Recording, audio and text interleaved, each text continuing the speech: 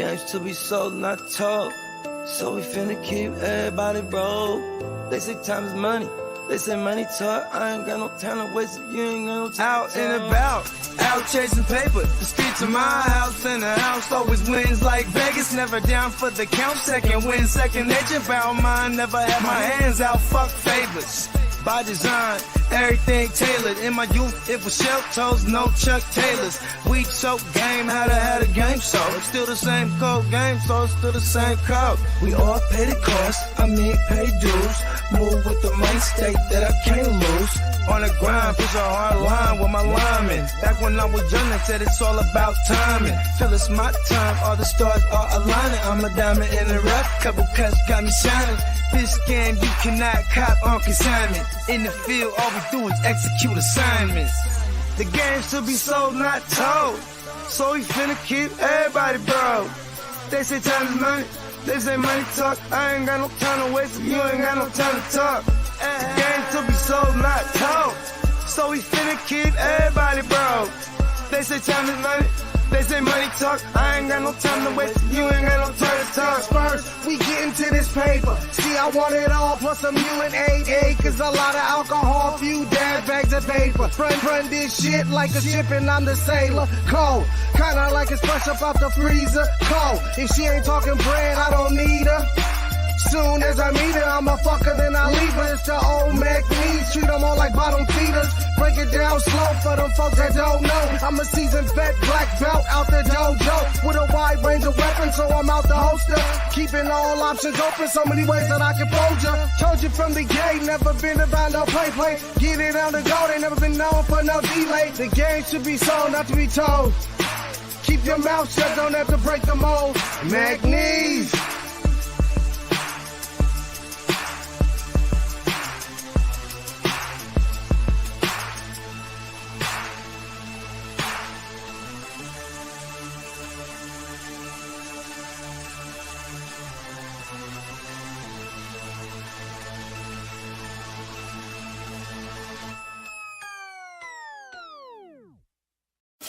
Break the work down, it's fence to move. Push that work out, I distribute. Break the work down, it's fence to move. Push that work out, I just distribute. A young pack mover, shot to my consumer. Jumping out the foreign or I'm hopping out the Uber. Crew clocking chips opposite of you losers. Can't be broke as a joker, got no sense of humor. Just a young pack mover, shot to my consumer. Jumping out the foreign or I'm hopping out the Uber. Crew clocking chips opposite of you losers. Can't be broke as a joker, got no sense of humor. I'm a D-boy, need abusive as users. I'm a D-boy, need abusive as users. I'm a D-boy, need abusive as users. You know I'm the boy, get money's what I'm used to. Keep you straight from the gate, so I don't confuse ya. I'm a D-boy, need abusive as users. I'ma make noise, shout to my producer. I'm an entertainer, but I ain't here to amuse ya. Yeah, I fuck with shooters and they all fucking users. Come through, wake that ass up like a rooster, hella early in the morning. Early bird gets a worm. Finna get rich for 'em, food for the worms. Cutting cocaine, dropping whole things. It's a cold game, make you run your gold chain. Hungry, but I'm moving in a keto state. For sure, I beat the price on the keys in your state. Catch me running up a tire, fucking up a bag. Make me wonder how long will a good thing last. On my Curtis Mayfield, live a life I can't chill. Push a man, pushing packs, all I do is make squeal. Keep it 100, I'm just numb, yo, I can't feel none of these suckers when they say they real. Stacking Uber cash, I'm an out-of-state supply. Random Uber man here to get away drive. Just a young pack mover, shot to my consumer. Jumping out the foreign or I'm hopping out the Uber. Crew clocking chips opposite of you losers. Can't be broke as a joker, got no sense of humor. Just a young pack mover, shot to my consumer. Jumping out the... You ready, Jim? I'm ready. Just want to make sure you're ready, brother. Show me the money. Oh, you didn't know? Every day I'm hustling, every day I'm hustling. my shoes on, you wouldn't last a mile. Summertime, wintertime, I'm on the grind. Yeah, I got the ring, I'm the champ, I'm the genie of the lamp. This is the gift I was given, so I just live by my hustle.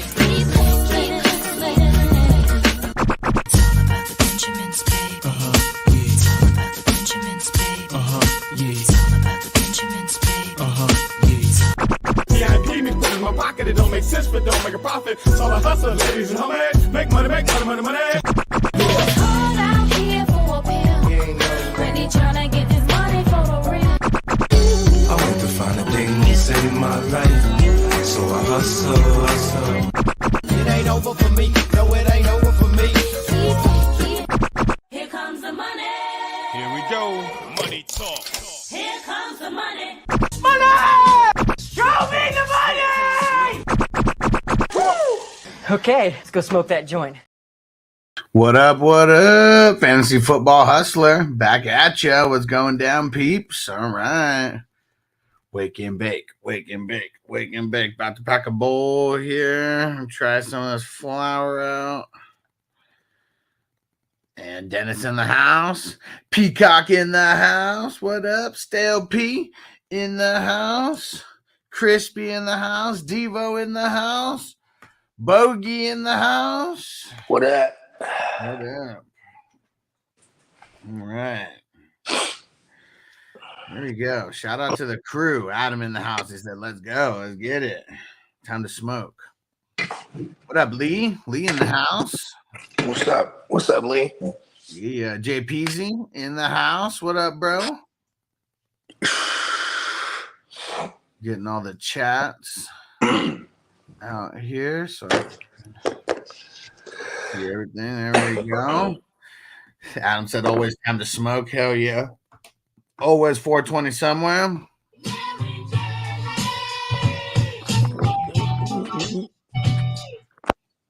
Yeah, Dennis said last night was lit. Had a ton of fun feeding the jukebox again. Hell yeah. So that'll just be the thing when we got the whatever watch party it is. I mean, football watch parties, over the next couple months. Toyota One in the house. What up? And yeah, shit, who knows? Maybe even when we start doing our old school WWF watch alongs, we're gonna be doing that in the off season as well. That shit is gonna be hella lit. I cannot wait for that. So we're going to be breaking down some old school, either pay-per-views or Raw episodes or whatever, but it is going to be super fun. Ha! Adam said play that shit again.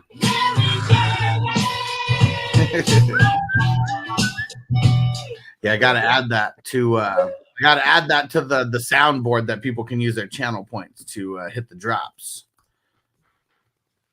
Alex in the house. What up, bro? What up?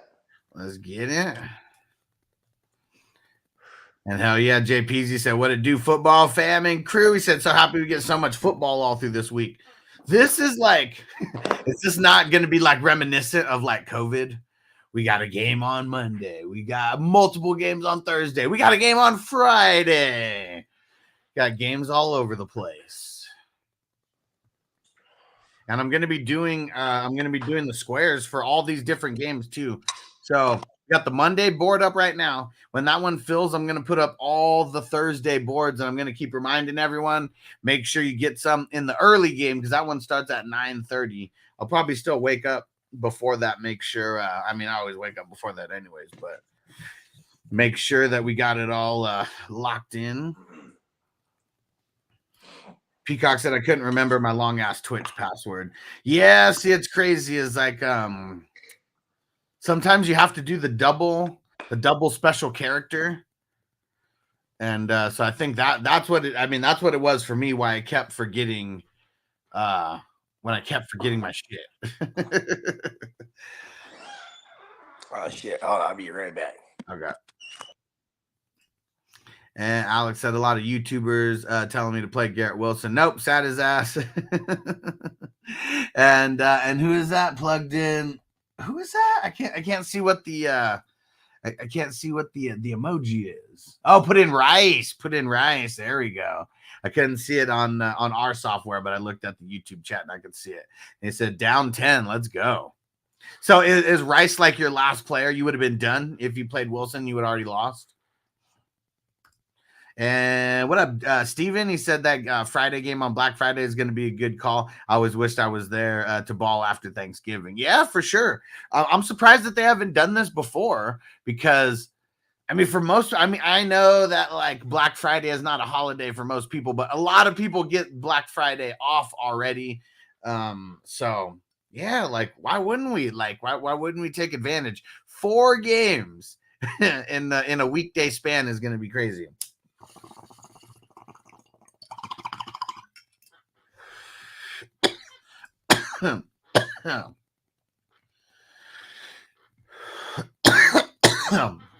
Yeah, I'm surprised that they haven't done the Black Friday games more, but I think that's it's Amazon, right?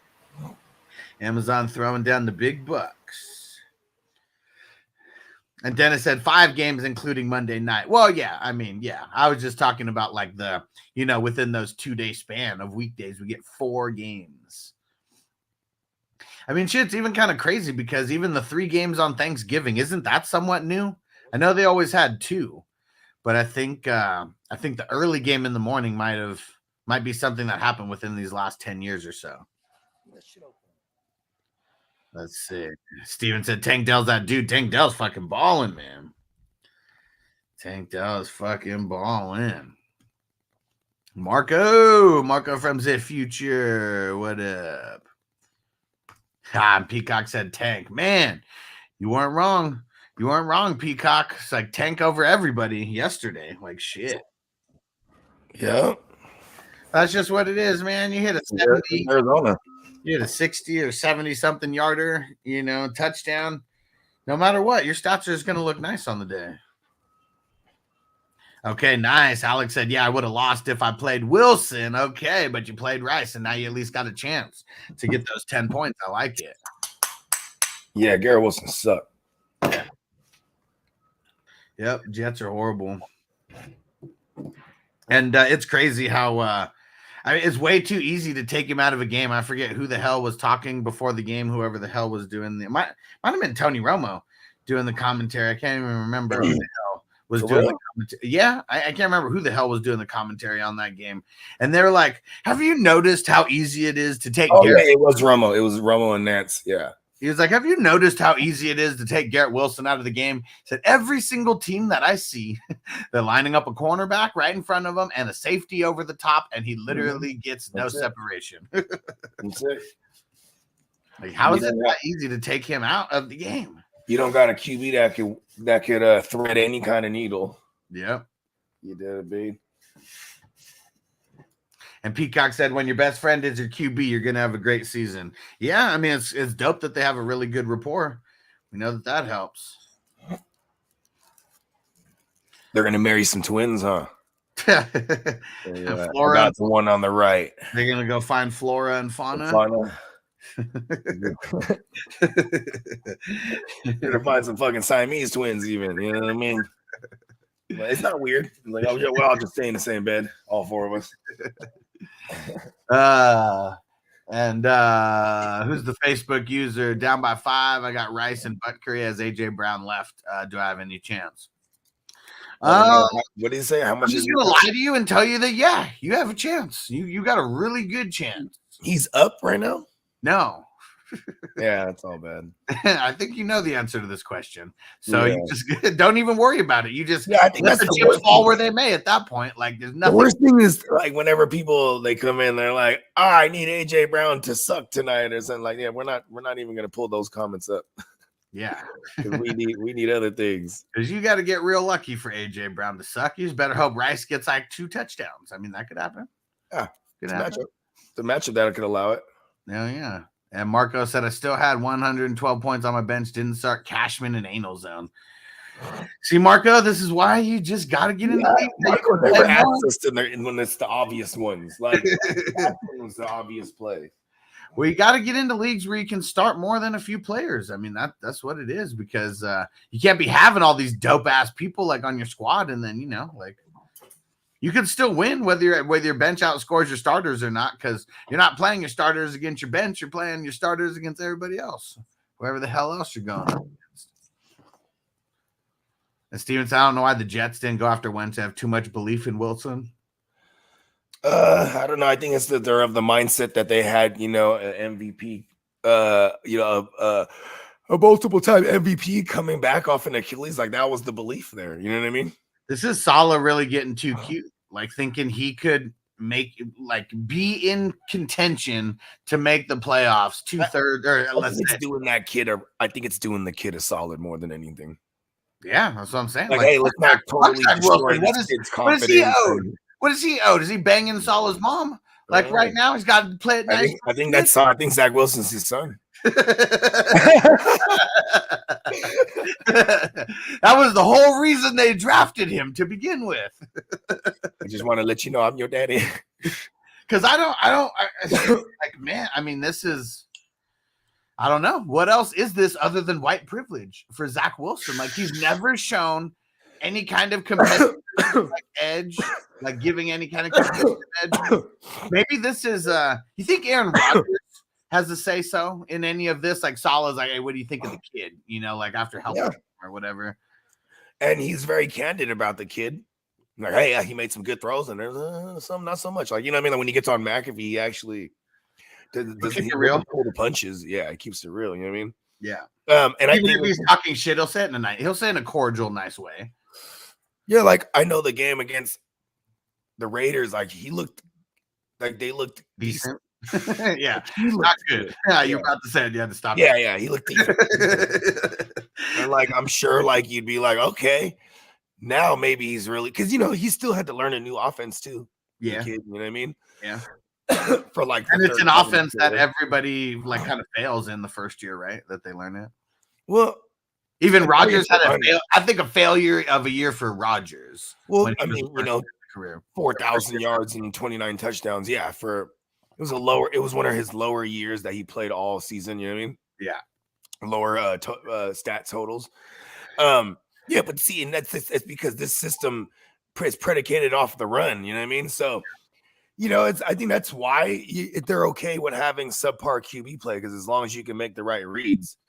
Theoretically, this system should be friendly to you. You know what I mean? Like you should, but it's if you can't get the run going, like for example, when you talk about Aaron Rodgers in that first year in that system, going back to 2019, Aaron Rodgers had like 20 tugs. You know what I mean? Like damn there, he had like 18 or something like that. You know what I mean? That's where that system was working. You know what I mean? Like they're getting it done on the ground. Yeah. Yeah, so and if you think about the little stretch they had, it correlated with Brees being a thing. You know what I mean? Yeah. Like, yeah, you take away Garrett Wilson, that's easy. You know what I mean? And then, if you can't get the run going, boom. Yeah. You can't look to Zach Wilson and be like, all right, all the things are not, we can't check in these boxes. Now it's your turn. You know what I mean? And when does that usually happen? Going into a half. You know what I mean? You're coming out the half. All right, Zach. We're going to need you to do something. And when you're playing like Buffalo, they're playing a team, they know they're not going to score any points. Yeah. So they can kind of, you know what I mean? Yeah. The defense 32-6. The defense was like solid, I feel like, for most of the game. But see, that's what's crazy. It's like when your offense can't do shit, like it just makes your defense play worse. Yeah, and your defense is always you're on the field more so. Right? Yeah. So you're not rested. You're just, you know what I mean? Like literally, I forget how like it was weird. They were when they brought up like stats, they were like the Jets are like 2-15 on third down, but they're like, but they're killing it on fourth down. They're like 4-4 on 4 for 4 on fourth down. They gotta get to it. They get to that situation a lot. But that's what's crazy is being 4-4 or whatever, like and like 2 for 15 or whatever. Like that. Too. That means they legit only. That means legit they only could kept like 6 drives alive the entire game. Like what the hell? That is horrible. Like Justin Herbert, like last season, he had like a higher completion rating on fourth downs than he did like any other. That's what's stupid. It's like when you have these the best QBs in the world. Why do you run it on third and short like so many times? Like, that every team is like backing up against it. You throw any little play action in there, you just need like 1 extra second. Like, that's it. I mean, Yeah, they're gonna stack the box, and why not? Like for example, the Philly special or the Philly Tush, the oh, tush, brotherly shove, the brotherly whatever, yeah, shove. whatever the fuck, you know what I'm saying? The brotherly touch or whatever the fuck. They go ahead and fucking, they threw out of that formation at one point. You know what I mean? They've even handed it off like on a jet sweep type of thing. You know what I mean? Like, so they've found different ways, right? Like, and then there's the Chiefs where it's like, man, let's throw on every down. You know what I mean? Yeah. Like, they don't give a fuck. They're like, fuck it, 3rd and short, we're gonna throw that shit. You know what I mean? I know Spencer the Guru knows all about this movie, but in Days of Thunder with what's his name, Tom Cruise. Yep. He's the NASCAR driver, and it's funny. He always has the same tendencies. Always tries to go on the outside, and like the final match. He is the final race. He's going head to head, toe to toe. I'm gonna go inside in this motherfucker. Yep. He was like, I know Cole. He always goes to the outside. He was ready for it. And he hit him with the little fake. He's going high. And then he throws himself into the wall, cutting him off. And then he goes low, and then he puts him into the wall. And it's like the most epic thing. You got to learn how to evolve. Remember, they had the game or the ride, the Days of Thunder ride. Where? Like at Great America, where okay. I've never been to Great America. You sit on the motherfucking. It's one of those things you sit on. It's a big ass screen, like a movie theater. Yeah. And then everybody has their own and that shit. You know what I mean? Okay. That shit was hella tight. Tight. Because it was like legit. Because Paramount did it all. You know what I mean? Yeah. Paramount did all the fucking. I mean, it was in the 90s. It was pretty tight. Yeah. Yeah. It was like Paramount, and then Nickelodeon was like the other. You have to have like the kids area. Right. Yeah. Tina said that's exactly what Russ and Pete Carroll were thinking in the Super Bowl. Yeah, it's different when you got Marshawn Lynch though, because now you're talking about one of the They didn't want the MVP of the Super Bowl to be not only a black man but Marshawn Lynch. Yeah, because he, prior to that, he's no, I'm just here so I don't get fined. You know what I mean? He's kind of making a mockery of what the mandated shit players have to do, because he's like, fuck all that. You know what I mean? Yeah. He literally put his phone up 6 minutes because that's how much he was mandated to be up there. Yeah. That shit'll go up. He's out. You know what I mean? But like, and yeah, if he pounds it in, he's the MVP. You know what I'm saying? He had over 100. He had all the stats already up to that point, and he would have been the hero because they were from behind right there. This were the Seahawks. It would have been a fourth quarter comeback. They wanted their Boy Scout to be the hero. It would have been. What's crazy about that? What's that? Is Russ and Pete haven't been the same ever since. I mean, yeah. He goes up to him after that. He's like, what happened there? Because he just went with the call. He went with the call. Yeah. And when you watch the NFL films thing, it's hella funny because then they show fucking Belichick. He's like going goal line, right? Like they're gonna run it. But see, when he was saying that, it's almost like a ruse. Because when he's going like this on the sideline, they're like, "Oh shit!" If you're Pete Carroll, they're like, "Okay, we can't run it." They're ready for it. You know what I mean? Yeah. And even though he's calling goal line, here's fucking Malcolm Butler. He sees that formation that just like they saw it in practice all week. You know what I mean? Yeah. And he's gonna go for that tight end, a tight end slant or whatever it was. Mm-hmm. He just broke on it, bro. They should have just pitched it to Marshawn, throw a little toss out there, get him in any kind of space. It's different if you're running up the gut and you got like 300-pound motherfuckers. Yeah, but it was working though. Like all the short, like at one point in that game, they asked Marshawn, said, "What do you want to do?" He said, "I want to go power." Yeah. You know what I mean? She was killing it. And then, yeah, right. This is like in the second half, and he's just and that's all I'm saying. If you're gonna try to get cute with the play like that. Like get Marshawn. Yeah, like exactly. And Marshawn, he's walking off the field. He's just shaking his head, looking at passing by Pete Carroll. Yeah. And Pete Carroll's just standing there. I mean, he's just there on his knees. You know what I mean? And then he has to get up because here comes Russ. Because he fell to his knees. No! He yelled out no and everything. That's why you gotta love the NFL film shit, because they have all the ill angles and they're all mic'd up. So it's like, and then Russ comes out. What happened there? What happened there? And then he just won't even answer him. He's just fucking. He's shocked. He's nullified. You know what I mean? He just. And then they show Pete Carroll walking away, and he's just dragging the headset. It's still connected to like his hip. You know what I mean? That's why I love the league. Pathetic. Because they'll go back and they'll talk some shit about that. Marshawn, he does a cameo and he's on the very first episode of that season. And of course, it is they're having a meeting for Taco Corp and they're just on the beach chilling. And someone was like, Kevin was like, hey, give me a beer. And Taco's right there sitting next to Marshawn. He's like, here, let me throw it to you. He's like, nah, man, give it to me. Let me run that thing over real quick. He's like, no, I'm just going to throw it. And he was like, come on, man. I can walk this thing in, man. Just give it to me. What's the worst thing can happen? So funny, man. Such a dumpster fire.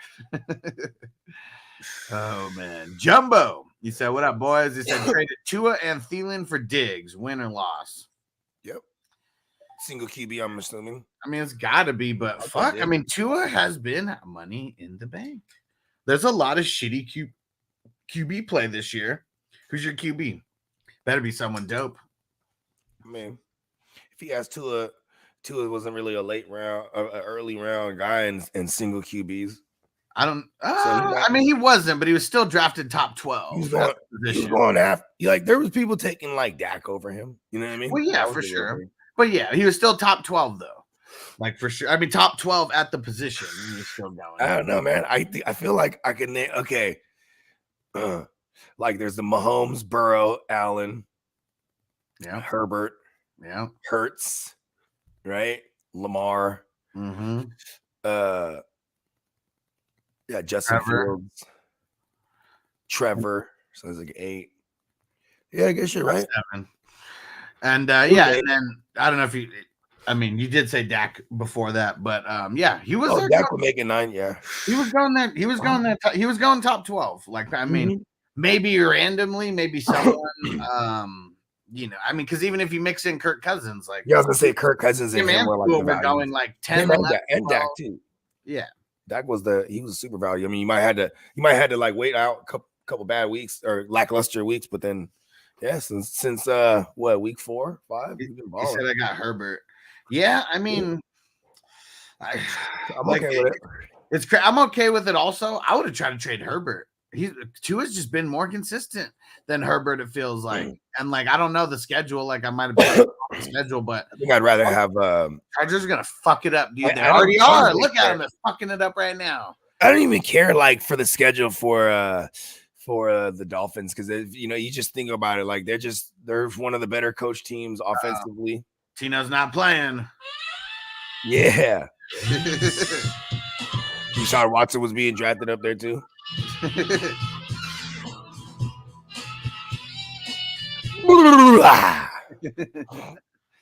And Steven says Sal thinks his defense can carry every week for sure. I mean, their defense is really good. Mm-hmm. But when you can only score 6 points and you can only like have 6 drives that go more than a 3 and out. I mean, they had a little mini run there, right? A little mini run, like 3 games in a row. I think they're right.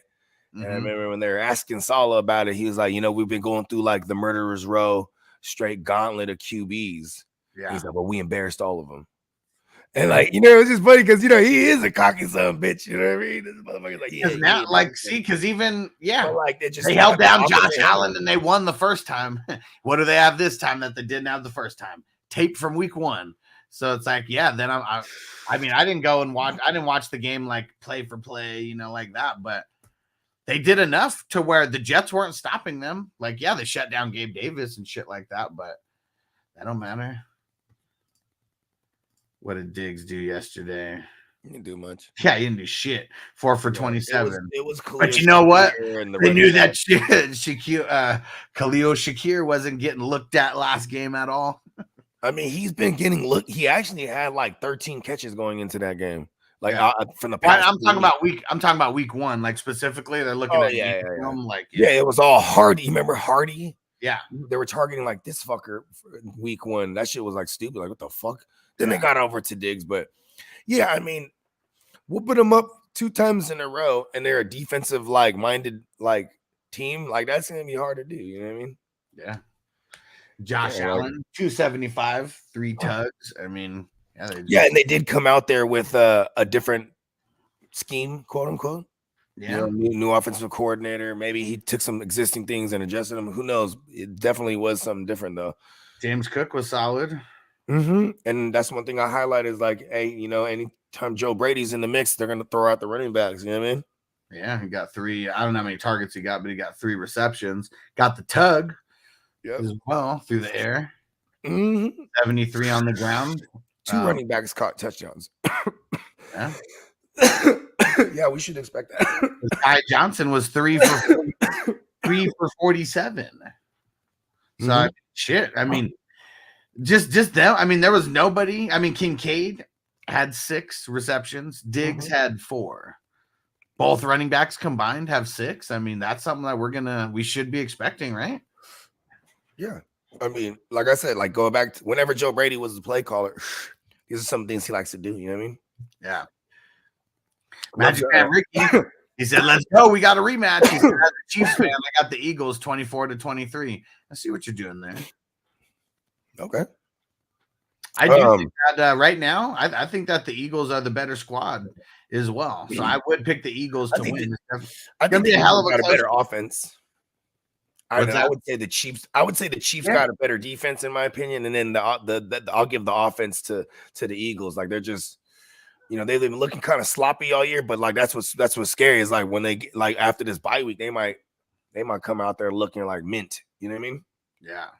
I mean, you could say the same thing for the Chiefs and them because they got a lot of bad film out there that they could show and be like, look, you guys look whack out there. You know what I mean? Oh yeah. JJ, he said, with Garrett Wilson getting me a whole 0.9 points, I'm now up by 25.26. I have Kelsey and they have Swift. So if I lose, it's going to be disappointing. Yeah, and I mean, I think you're okay. About it. Yeah. Yeah, I'm pretty sure you're right. Just, yeah. Taylor Swift, they said, is going to be there tonight. At this point, he just needs, like, I don't even see what's his name putting up 25. Swift, you know what I mean? So you're super okay. Yeah, I said Swift even done that the whole year. Pretty sure I know he had that one game with the Minnesota or whatever, but yeah, it was against Minnesota. See, that was the type of game they'll probably show them on, you know, show that defense all the time. Look at this. You know what I mean?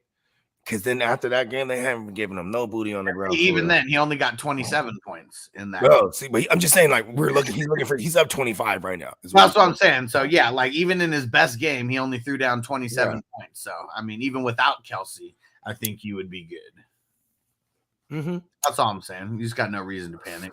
Yeah. And Crispy, it looks like that one move I made in the Dynasty one is paying off, probably moving into first. What was the move again?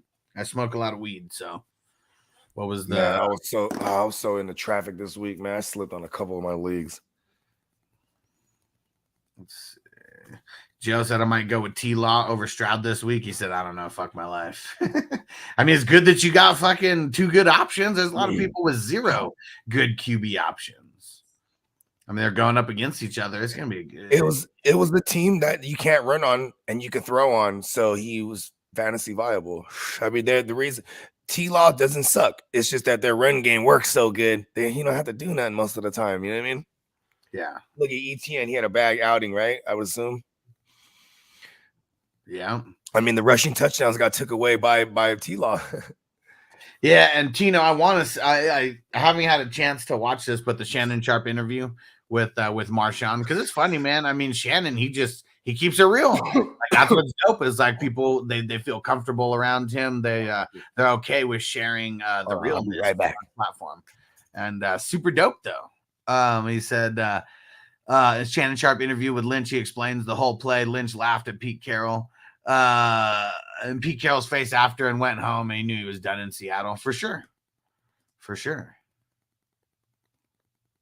And Tina said, even the voice chat sucks even more on Twitch. How do you guys understand what I'm writing? I try to read slow. And Joe said he heard the crowd and saw the replay on the jumbo screen. The play that Marshawn was running a slide route in the other direction. Didn't see it. Marco said when Pete Carroll was asked if he was trying to win the Super Bowl, he answered, I'll pass. Oh, man.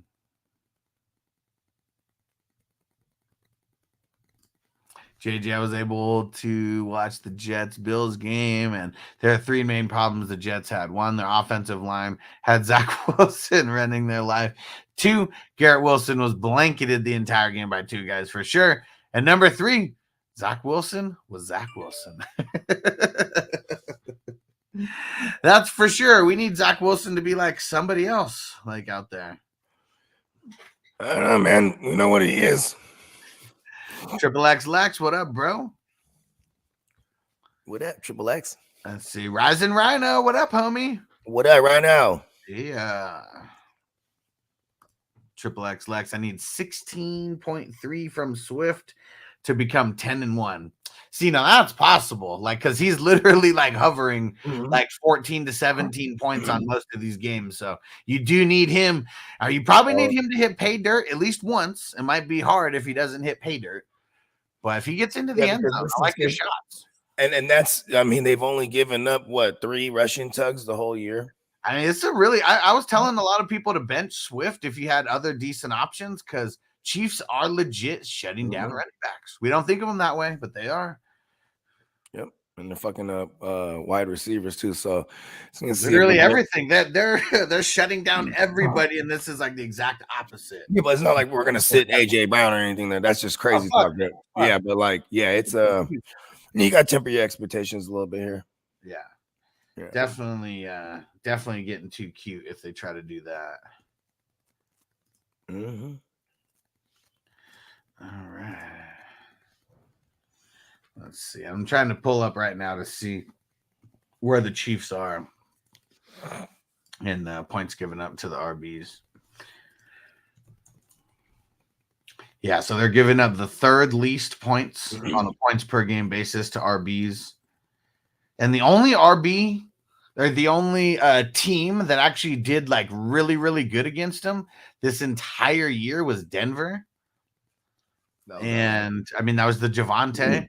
And then Minnesota and the Chargers, they kind of had like, you know, let's say above average games, but like literally like, you know, like right above the median.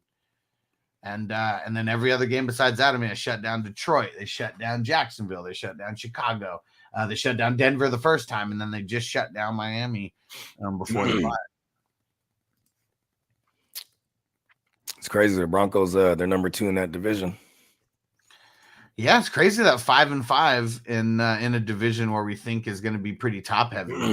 Number 2, and it ain't the Chargers. Yeah, told you guys, Chargers are going to charger it up.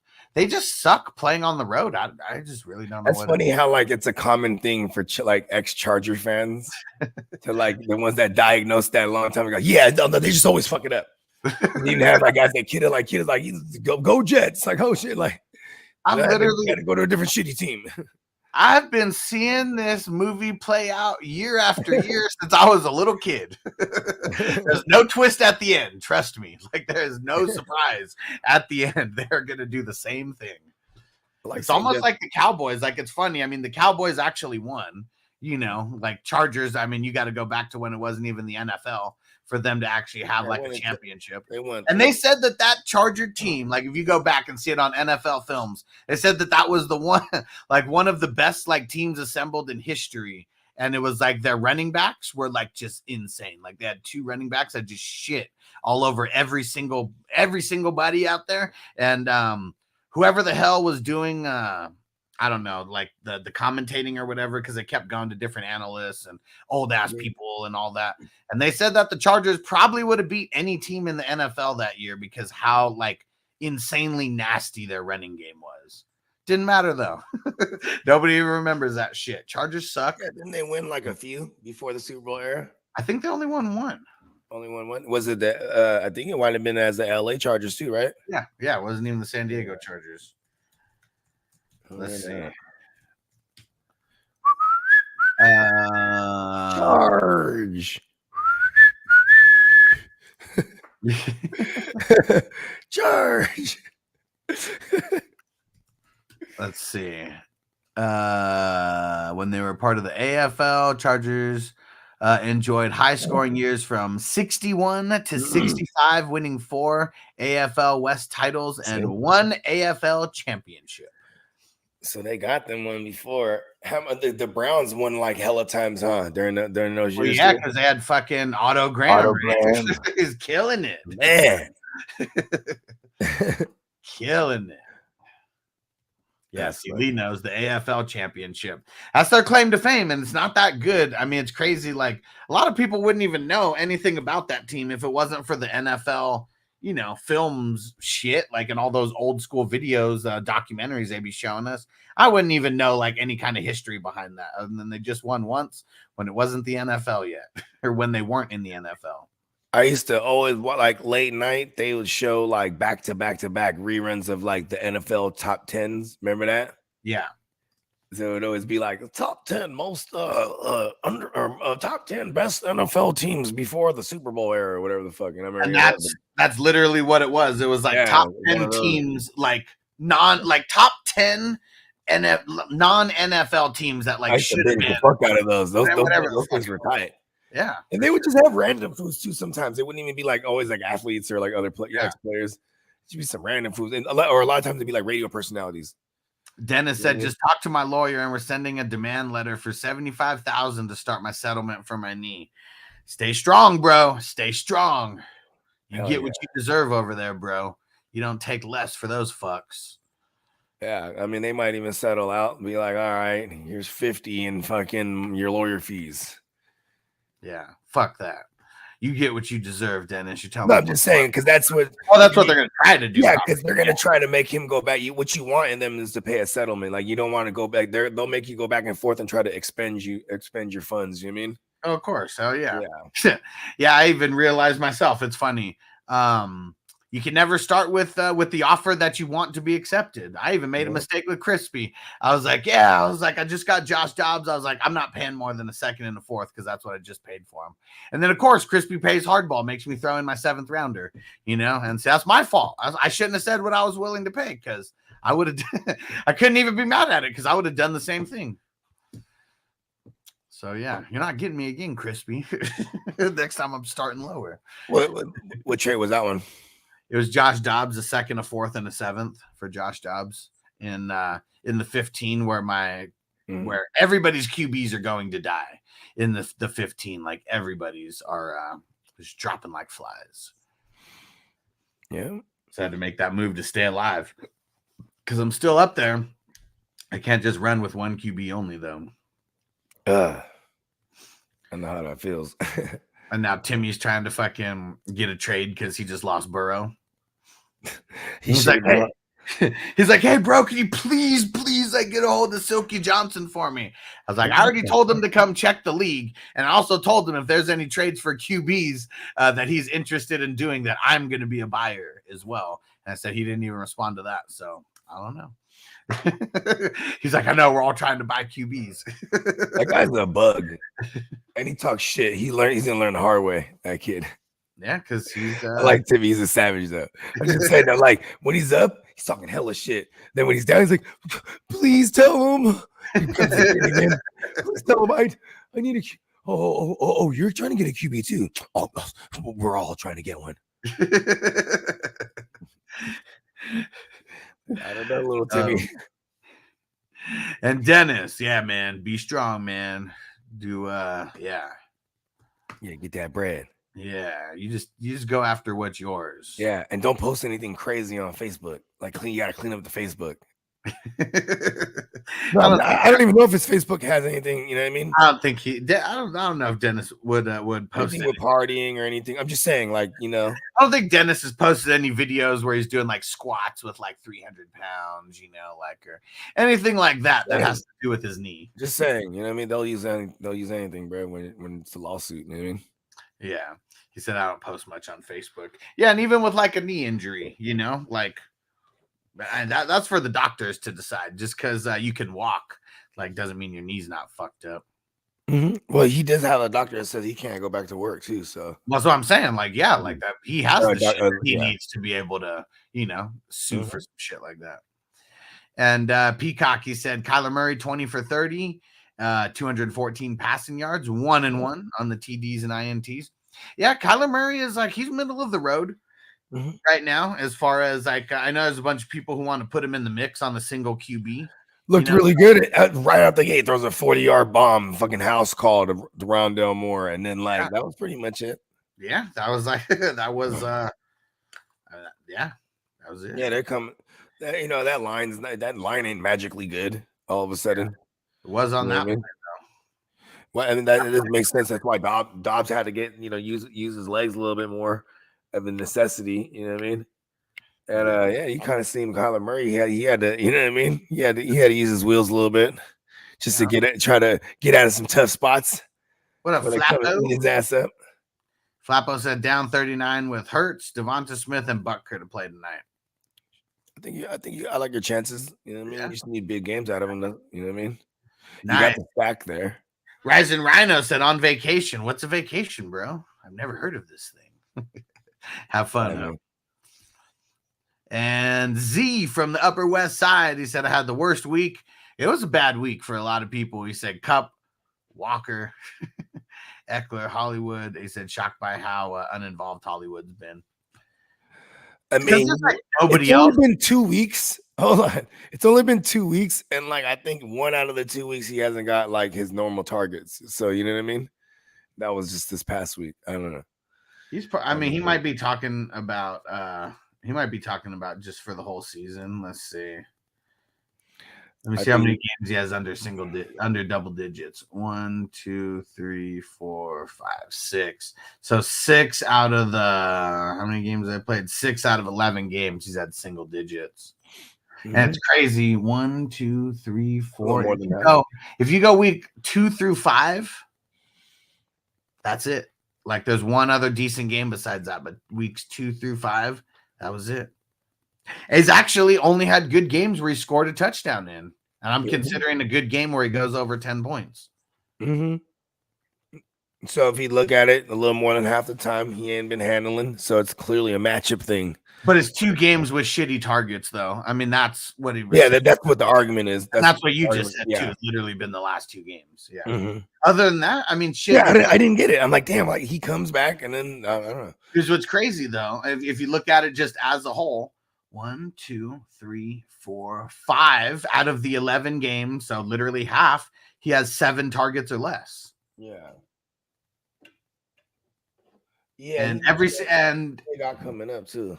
It's and so 3 out of the 4 games. No one has a bye week 12. No. Yeah, they got the week 14 bye week. That's what's crazy is now we got week 14. Heavy week 14 buys. Who's in week 14? I don't know. Besides them, let's see. Okay. At least 2 teams have a bye. I think there's 4 teams, if I'm not mistaken. Let's see. Yeah, I wouldn't know. It's week 13. That's the real shit. Okay. So week 14 is the Cardinals and the Commandos, but week 13, Ravens, Bills, Bears, Raiders, Vikings, Giants. That's a huge bye week. 13. Okay. Yeah, so that's next week. Because there's never any buys on the Thanksgiving because they got the 3 Thursday games. So there's just no bye weeks on that week ever. Yep. Oh man, but yeah, Hollywood, man, it's I'm saying goodbye.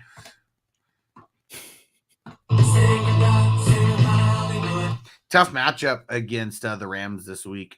Soft matchup against Pittsburgh though, and then the bye. And then you got San Fran, Chicago, and Philly in the playoffs. And what's crazy is that's actually a decent playoff schedule for wide receivers. Yep. Actually really good. But let's see if he can actually capitalize on these good matchups. So I'd be nervous to play Hollywood in the fucking playoffs right now.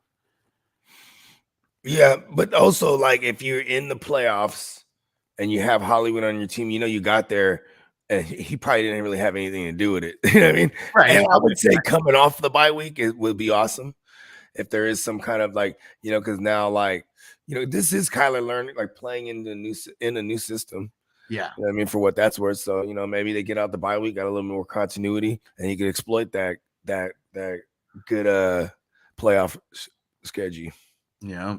And JJ said the Browns had Otto Graham and Jim Brown. He said both would have stayed a few more years. Browns would have definitely won the first Super Bowl. Yeah, for sure. I mean, it's nasty, man. You got the best quarterback of all time on one side. This is like in the 60s, right? So there was like the crop wasn't that crazy yet. He was a two-sport guy. Two-sport champion, like in the Two-sport 60s. champion. Like, woo. Yeah, he was like the equivalent to the Tom Brady of that era. For then sure. he had the equivalent to the Belichick coach. I don't know that motherfucker's name off the top of my head. And who would Jim Brown even be the equivalent? Like, there is no equivalent to Jim Brown. Barry. He's the best ever. Yeah, I guess Barry. Yeah. Fucking, but he got titles like Emmett. Yeah. You know what I mean? Yeah. Oh man. Yeah, that is pretty crazy. Yeah, Dennis said, I don't post much on Facebook. I'm a watcher. And Dennis said defense adjusting to Dobbs now. Now we need to see Dobbs make adjustments to their defense, to their adjustments. Well, we need to see the coaching make adjustments to the adjustments because like Dobbs he's not Tom Brady, he's not Peyton Manning, he's not Patrick Mahomes, he's not any of these. Like he's literally been a starter in the NFL for like 10 games. Vance Joseph he's familiar with that offense too because he was with Kevin O'Connell for a while. You know what I mean? It could be one of those deals. Really game plan well for Dobbs. You know what I mean? I know Dobbs is a rocket scientist, or whatever the fuck it is. And I know he's smart as hell, but it's got to be on Dobbs can't do everything. The coaching needs to be on point with the play calling. And who do they got next week? They got, and we need JJ to come back. How about that? He'll get way better when JJ comes back. They got the Bears on Monday Night Football. That's tight. Look at Dobbs. He's in prime time again. He's like, yeah. Well, hey, listen, man. Chicago's defense has been kind of handling that shit's crazy. Yeah, they got what's his name, Tyreek Stevenson. He's been balling out in their secondary. Brisker's back, making hella tackles. Nobody's getting by him.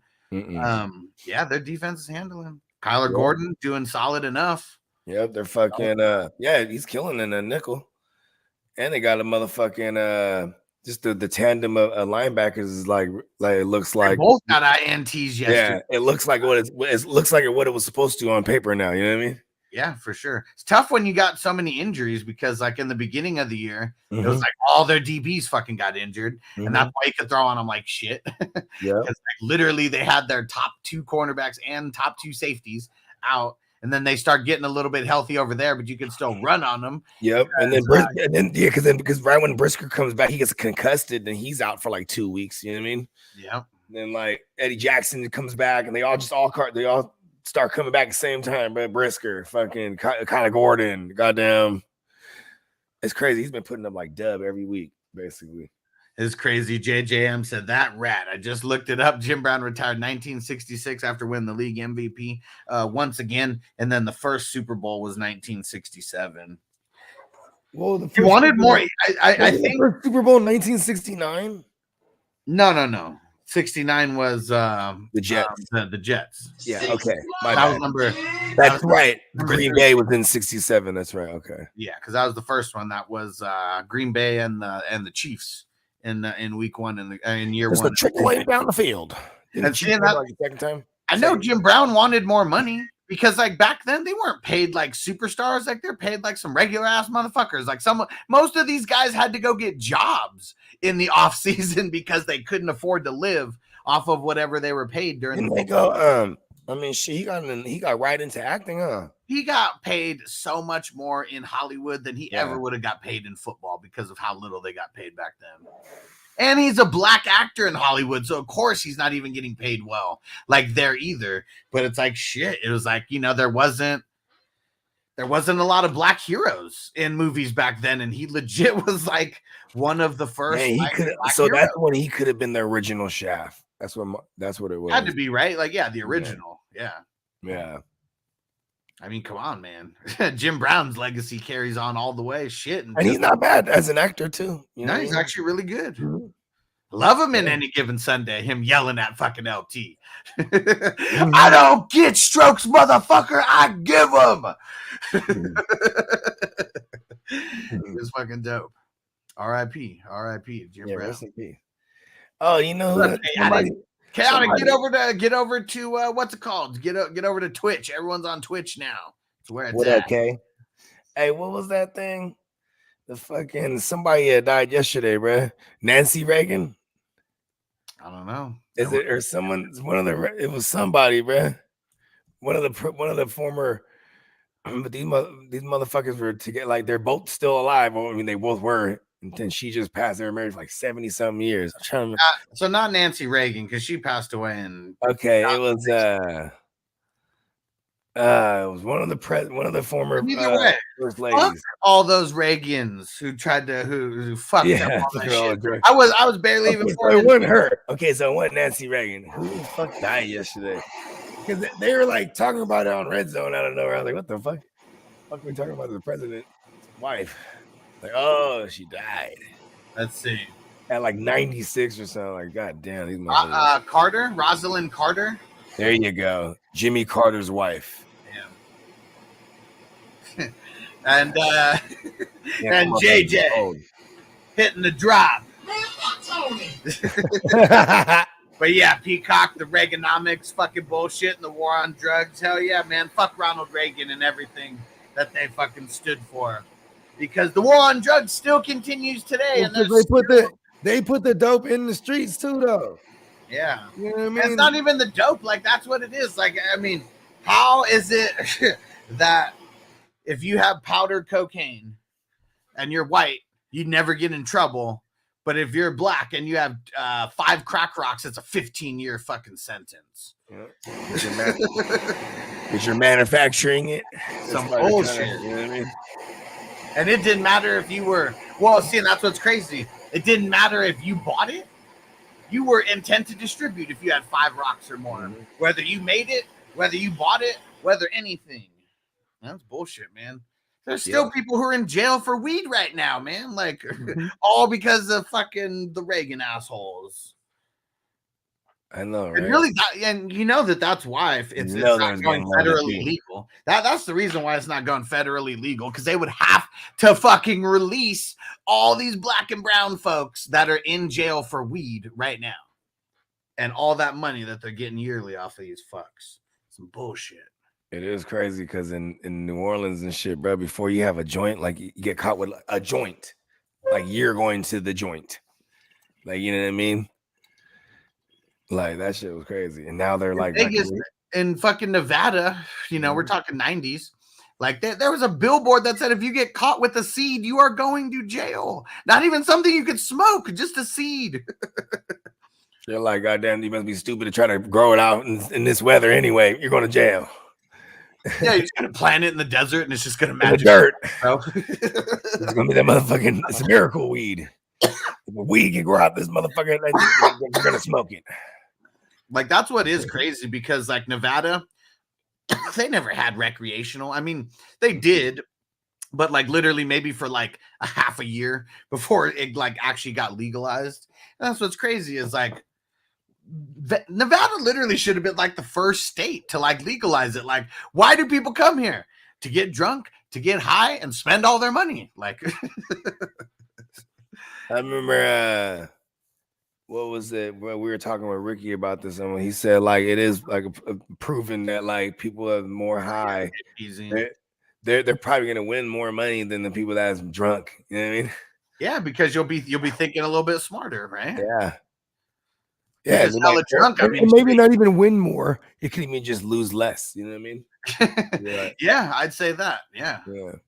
Because you know what? If I lose all my money at this table, I can't go buy more weed. I could sit here at this table and lose money in the 90s and shit. You're just getting loaded up, just getting lubed up with alcohol. It's crazy that it's not like that. For free, they'll give you drinks for free. Well, that's what I'm saying. Like back in the 90s, like shit, you can get belligerent, like, you know, just getting the free drinks. It's nowhere near that now. Like, it's crazy. Like, even if like if there's certain drinks that they won't even let you buy, right? Like, nah, you got to go to the bar and go buy that shit. Yeah, like they'll give you like a beer or a fucking you know, you can get like a rum and Coke. That's my shit. Yeah. That's my free drink is the rum and Coke. Yeah, but if you go to like Bellagio or like, you know, any of the Wynn and then the nicer ones, that you can go get like Patron for real or like Hennessy and like, you know what I mean? They're like that's their like lower shelf shit. At the bar though, right? Like not like no, I'm talking about if you're sitting at the fucking oh really? Oh, well, I get you're sitting at the thing playing, you know what I mean? You see a Ballers. waitress. But Yeah, you know what's crazy though? You gotta tip them though. That's kind of like the unwritten rule. You gotta tip them motherfuckers before they even come back with your shit. Like, But that's you know what it is though. Now it's not tipping doesn't rule all anymore. Like I don't think like that tipping makes zero difference now. I mean, like this just like, if I sat at a fucking thing, like man, we're fronting like we're playing slots machines or whatever. We might have like I might throw a dub in or something. We used to always sit there whenever we had time to kill and just get free drinks. You know what I mean? Because like that's what I'm saying. Like, it's but like I'm tipping that bitch like $10 right out the gate. You know what I mean? Yeah. So she'll keep coming back to our dumbasses. You know what I mean? But that's what I'm saying. Now it's not based on tips. They're getting tips either way. It's made like because I've seen it now where like they told someone you haven't spent enough money, like we'll come back around. Yeah. Like that's fucking crazy. I don't even know what the hell they spent in that machine to get them to say that, but like that's what's wild is like you gotta spend a certain amount to get a free drink now in Vegas. Wow. What hotel was that? That's insane. I mean, it's the I mean, I'm sure it's not a higher end, level, yeah. It might have been South Point or like something, but I mean that's what's crazy is like it's not like you gotta flag down the fucking waitresses now. I mean, shit, it's not like it used to be. Because even when I went on going on my 21st birthday, 2007, man, we played craps for maybe like 2 hours. I had like 20 drinks, like it felt like. And they're small, and I'm sure they're watered down. Yeah, and they keep coming. It's the well drinks. Yeah, yeah. It ain't like that anymore. If I played craps for 2 or 3 hours, I might see because I've done this, since I've been here, not this year, but back in 2022. I'd play for like an hour or two, and like I would be having to track down the waitress like more often than not. I'm just trying to get a rum and coke and a water. I just need those two refilled all the time. And it ain't like that anymore. It's really not. It's crazy. Yeah, I mean, I'm pretty sure like it's got to be like I said before, when we used to go to the Wynn or something like that. I remember this was like 2015 is my man's bachelor party because that's where we stayed at. You know what I mean? And we used to be down there. Bellagio. Yeah, or the Wynn or the Bellagio, one of the two. I can't remember. Okay. In this particular, it was definitely a bachelor party, but we would sit there because we'd go downstairs and smoke. You know what I mean? We would just sit there and you know what I mean? Because and we would throw something in the thing, and you just flag a bitch down. You know what I mean? Oh yeah, like Patron shots. I just put my $1 in here. Get the fuck over here. Give me a drink. Yeah, hell yeah. About to get it started.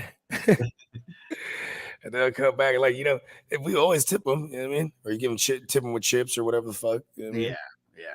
That's why, a couple bucks and that's about it. Like, cause I don't know, like I've tried doing that recently. You give the $10 tip or the $5 tip, and hope to see you soon, and then you don't see them for like 45 minutes or whatever. That's some bullshit. It's funny because makes you not want to tip. It's not their fault, but yeah, it makes you not want to tip. Like people tip when they are hella drunk.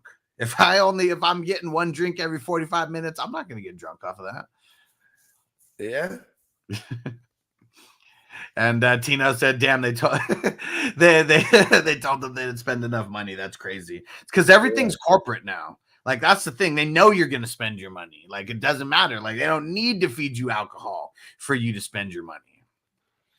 That's what's crazy is like that.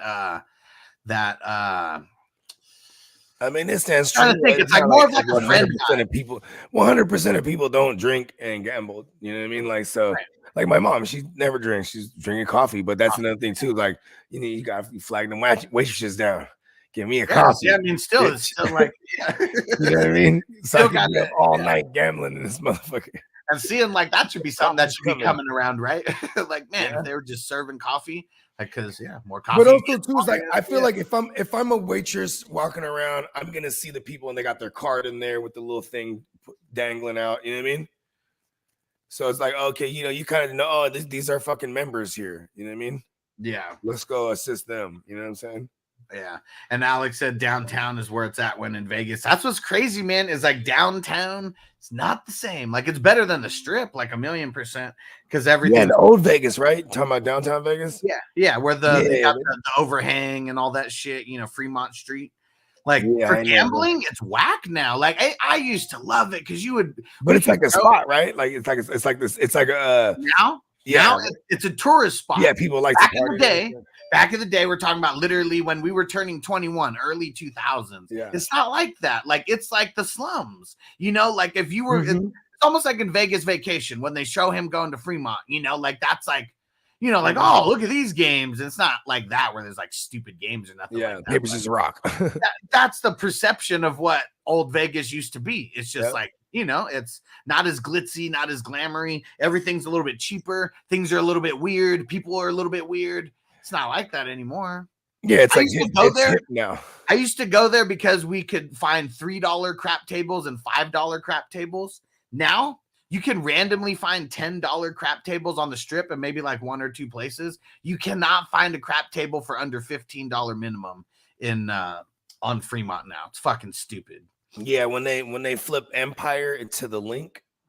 Right? Before that, Empire was like the joint on the strip where it was like we used to call it the Oakland, bro.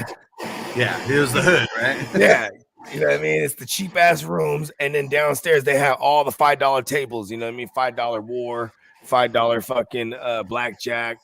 You know what I'm saying? So it was just, you know, we just, like it was stupid lit, bro. You know what I mean? Like it was right there in the middle of the strip. Tino said, I've never been turned down for drinks, but then again, I gamble a lot. And he said, I wonder if they keep track of you somehow. Well, 1,000,000%. He has his card, him and his girl, they gamble. You're going to have your card with the little stretchy thing, the little plastic thing connected to it. You know what I'm saying? That's how you know they're diamond members. You know what I mean? But yeah, well, that's what's crazy is like the pit boss can like look at a computer screen and know how much everybody is spending. But I mean, assuming you're using your card, you know, like that's what's crazy is like that's how they track you, right? So they know how much you throw down. Like one guy told me, he's like, you want to get hella comps? He's like, you want to get hella comps? Go to a table game, cash in $1,000, play 100 of it, and then leave. And he was like, they're just gonna think you're a super baller. You dropped $1,000, you know, there, and that's all they have to kind of go off of. Yeah, Kev. And it's funny too, because Kev, like, you know what I mean, him and his lady, they gamble crazy over the years. You know what I mean? So he got diamond membership, you know what I mean? So he's getting cop rooms, but every so often he got to go out and just like throw a couple dollars at him, you know what I mean? Or at least just play something. Yeah, because they won't give you the fucking comps if you're not playing, like at all. Like zero. If you're playing 0%, you ain't getting a comp. You play a little bit, you throw a little bit of money down on the table, they want you to keep playing. Yeah, he went over to the motherfucking you know what I mean? The thing is too, because he used to play a lot of poker, you know what I mean? Yeah, for sure. You know yeah, but you sit there and play poker and shit. Fucking you're grinding. Cash games. Yeah, you're grinding. Cash games are the shit, bro. You either like, or the limit pokers. You know what I mean? Where it'd be like 8, you know, like 4 8s, like blinds. You know what I mean? Right. It's all cash game all the time. Yeah. Yeah, those are the shit. I was like, man, I used to be my shit too. But every time I went to Vegas, though, I'm always partying. Like, you know what I mean? Yeah. It was never like, okay, I'm gonna sit here and just gamble hella crazy. You know what I mean? Yeah, Alex said Cortez is the spot for craps. Why is it the spot for craps? I think it's I can't even remember when the last time I went there was. I think I would normally, like if I was doing craps, it would be at the Fremont if we were on Fremont Street. Because they had their it was crazy. Their crap table was like right by the door where you could walk out. So like that's where I'd be going. Then I'd go outside and like puff the vape or whatever. It was crazy. It got to a point where I just didn't even care. I was just puffing the vape at the table. And they're like, what is that? And I was like, oh, it's vape pen. And they're like, oh, they're like, is it just weed flavored? It's like, you can smell weed. Like, I don't know. I can't smell it.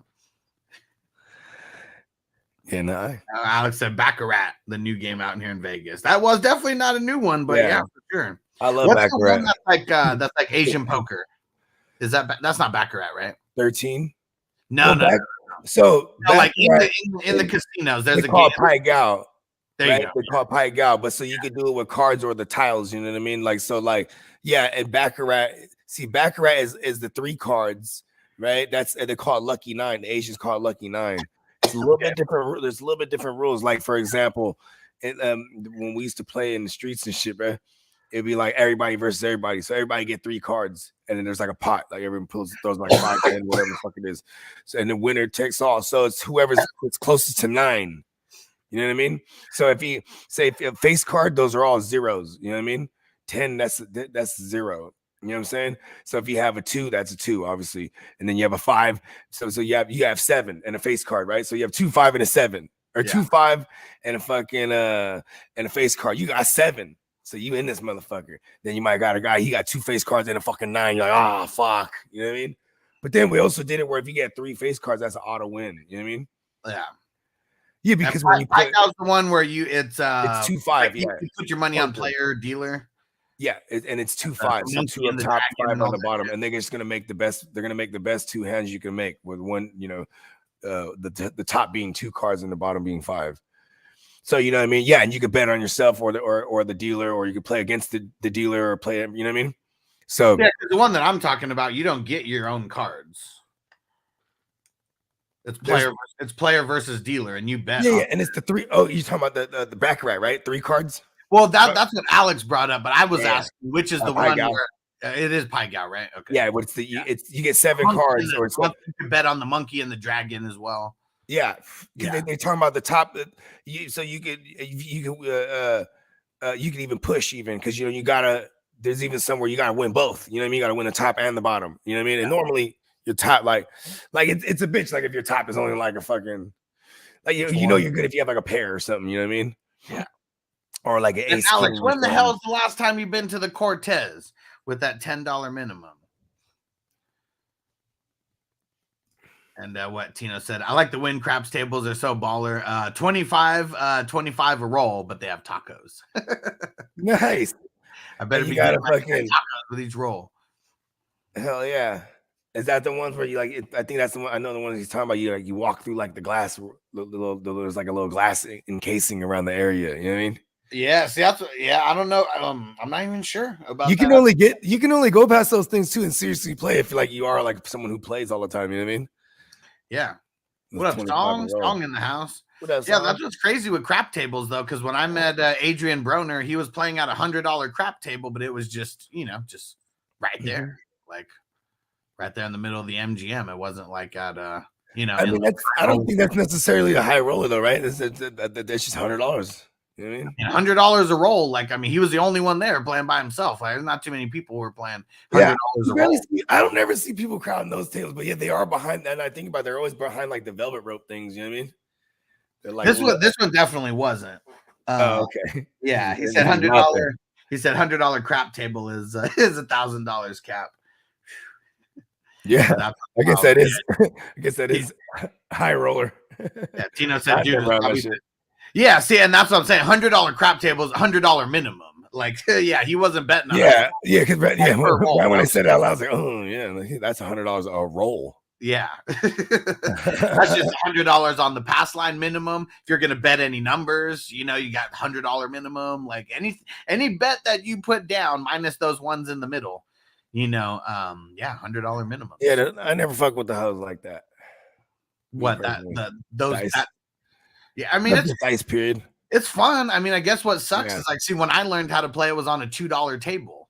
So I literally started with $20. I literally started with $20, and like that's enough to have a bunch of bets to cover. And then I ended up like, I don't know, I think I won like 100 or something, and felt super accomplished. But it's like a lot of work, right? It's impossible like to do that. Like if you're at a $10 table, like just to play with $20 and randomly get to 100, like you got to get hella lucky. Yeah, you got to hit on something quick. Yeah. Like a hard 8 or something, which is actually happened to me twice. I don't know nothing about my cousin. I was just telling you, just put on a hard 8, bro. And see, and that's what's crazy is like, beginner's luck is the shit. Like when you know too much, you might place more bets. Yeah. That's what it is. Like when I was talking to my cousin, he's like, yeah, you got to look at the shooter, bro. Like, you got to watch the shooter, bro. Is he hot? Is he this? And that? I'm like, oh, okay. I just want to throw the dice. I also feel like dice are loaded. Like, I don't know. Like, I know that like might not be like a thing like everywhere, but I don't know. There's a dude legit, like he all his life, even including Dave, what's his name? David Blaine or whatever. He said like he idolized this dude. He was the master at dice. There's masters at something, right? The magician. Yeah. This dude was his was dice. So he just all his life he had the fucking table at his house. He was practicing every day, throwing the dice, hitting the wall, hitting the thing, just making it land a certain way. Like Yeah. He was the best. And he's obviously on the fabled Black Book, right? Yeah, in Vegas, because you can't let that motherfucker in. He's gonna, you know what I mean? Yeah. And that's what's crazy, because like there's just great dedication. It's nuts. There's just so many variables when it comes to craps, and like the reason why I know that shit is rigged to a certain extent is because if you ever hit any chips, like if the thing rolls and hits a chip at all, doesn't matter, and the chips are literally everywhere, right? It's gonna crap. Like I don't know why. Whatever it is, it just like changes the trajectory of the roll for sure, but it always craps. Like how is that fucking possible? And you know what's crazy? Like I never put money. Like okay, if I'm on one end of the table and the person throwing the dice is on the other end of the table, I never put money on the pass line. Like I always just wait until the number is established, and then I put the money on the number that's up. Yeah, that he needs to hit. Yeah, his point or whatever. Yeah, and people, and it's crazy because there's a lot of dealers who like they're the whoever's doing the chips, like no, just put it on the pass line. Like no, I'm getting the chips out of the way of him, and then they'll put it there. But like there's a lot of people who don't even like realize that, and there's all these chips just right in the way, and then someone has to hit this little minute spot. This one little random spot. It's hard. It's hard. I remember one time when I was rolling real good. I think I had like maybe 12 rolls in or something like that.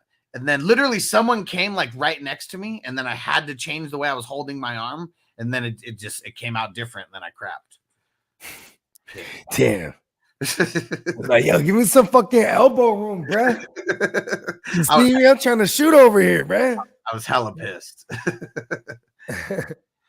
Yeah, because that's what's crazy is like craps amongst anything. It's like people really feed off the energy. Yeah, people have a certain like, listen, like I throw it a certain way. I gotta, you know what I mean? Like, it's one of those ones where like people are like dice, you're a dice person or not. You know what I mean? Yeah. Yeah, it's funny because growing up, I didn't watch so many fights go over dice games, bro. So many fights and so many fucking broken hearts and long nights. Like hood dice games, right? Yeah, hell yeah. Tino said my homie got us kicked out of casino last time I was in Vegas because he was trying to cheat at roulette. How is he cheating at roulette? Just like putting money down, like at the end, like after they say no money down or something? How would you cheat? I love roulette. I just pick colors. It's like the closest to a coin flip that you'll ever get. You know what I mean? Yeah. But that's why even their coin flip is only 48%. It's like, man, the house is always going to get some kind of. And then like, it's just whatever I'm feeling. I put it on red. Yeah, that motherfucker hit. Oh shit, bro. Tino said, yeah, exactly. Huss. What? Like, I mean, that's what's crazy is like when they tell you, they wave their hand. They have a whole deal. They do because it's still going around. Yep. It's not like you can like it's not. I mean, I don't know. Like it's crazy. I mean, I don't even know how that would give you that much of an advantage. And what Peacock said, David Blaine, street magic spoof. Yeah, for real though. That motherfucker. Hey, David Blaine, he would practice everything. Like he wanted to be the best like card motherfucker, be the best dice motherfucker, be the best. You know what I mean? But that's what's crazy with scam people. David Blaine specifically. It's like, okay, you may say his fucking card tricks are like fake. He's like, you know what? I'm just gonna go inside a block of ice for like 7 days. Tell me that's okay. And then like that shit's crazy. He even stuff he would do just for no reason like that, like just stuff that he's not even filming. Like he said he didn't eat and he didn't do anything but have water. I think he went like 4 months or something like that. Fuck, just training at home. You know what I mean? Fuck. For no reason. Like I don't even know what I'm doing. See how long I can go without eating. You know what I mean? Like that shit's crazy. Like, remember, didn't he get like carried around by like a hot air balloon? And it was like all balloons. He wanted to mimic the famous thing where the picture of the boy is flying away with all the balloons. Yeah. So he did a whole thing, and it's like, obviously he has like some ill scientists and shit, make sure all the balloons is straight and everything. And it's all the helium and whatnot. And then like he had like, so he was gonna get to a certain point, and now he's hella up there. the air starts getting thin. So he's like been training like his breathing and shit. And he has all, he's hooked up to all the monitors. So he's just like this though. Like, you know what I mean? Yeah. And the thing is like he's attached to it. So it's, you know what I mean? So he can't just like let go and like fall, you know what I mean? Yeah. Then at one point he has to grab one of the little ropes and then string down. They had a fucking what is it called? A parachute thing. Yeah. So he has to boom, then he has to put that on. And then as soon as he got to a certain point, then he just lets go. You know what I mean? And then he's just wanted to be like Mary Poppins. I mean, exactly. Mary Poppins, all of them, whatever the fuck. You know what I mean? Just and it was kind of funny when they let it go. Just that shit took it away real quick. Like, of course, there was some giant balloons, but like Peacock, I'll watch the video, but I'm not, since we're on YouTube right now, I'm not gonna pull it up because there's like 24 million views on that video. So yeah. Just hate on this. I remember sending you the link to this one time. I was like, watch this because I just saw him on. Oh no, not that. He sent that. Oh, yeah. This is like someone like making fun of like David Blaine or something. Oh, nice. Okay, shoot me that link too. I want to watch it later and laugh. He's funny, man. He goes on. Oh, I bet you people someone going like. around in the Oh, that's what he said. Okay, so he's spoof. not saying that David Blaine is the spoof. That's what the video is. Yeah, it's David Blaine. Yeah. Someone, it's people walking around. What's the other guy? Chris Angel. He was the weirdo. Yeah. I saw his show here in Vegas. Yeah, I like Chris Angel, but he was like the weirdo. Like he looked like the rock star, right? He's like, yeah, that's right. And I used to watch his show, and there'd always be constant episodes where it's like he's flying, he's like just like floating around and shit. Yeah, and they would always show like a stupid camera angle, like where like the sun would be in the background. He's just flying through the air. There we go. Position. And Rod, he said I had to switch from YouTube to the Twitch gang. Let's get it. We're just trying to migrate everybody over to Twitch because that's where the chat's going to be the most lit. I swear to God, this motherfucker was goddamn. Like I'm like, this guy cannot fly. And Rod said, "You guys think Cup is a must sell after re-aggravating his ankle he had surgery on?" I mean, the thing is like, are you even going to get anything that you'd be happy selling them for at this point? I mean, if you could sell him for something, go ahead. I mean, he might not be useful to that. You got to do it like immediately, though. Yeah, because any news that we get, it's probably not going to be good. Because he's probably going to miss at least one game. Who knows? I mean, maybe he doesn't miss any games, but there's a little bit of hope here. Here's my hope is that because he didn't get ruled out immediately. They kept having him like he was standing on the side. He couldn't hold still, though. He kept like swaying from side to side. And I don't know if that was like his anxiety of wanting to be out there or whatever. Maybe it's like he like literally just couldn't keep his weight in one spot. So he had to keep moving like on his ankle. That could have been another thing. Like, who the fuck knows?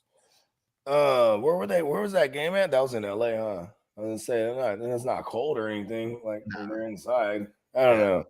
I'm trying to find something outside of like, he just really got fucked up again. You know what I mean? Because that's pretty much it.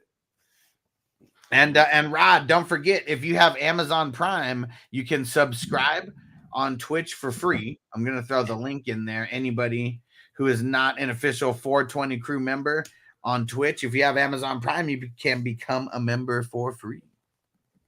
Mm-hmm. And what Peacock say? Calvin Ridley goes off when Zay Jones plays. There you go. He's back, right? So it's crazy. It was the matchup, but Zay Jones coming back. That's something that we said. He doesn't ball.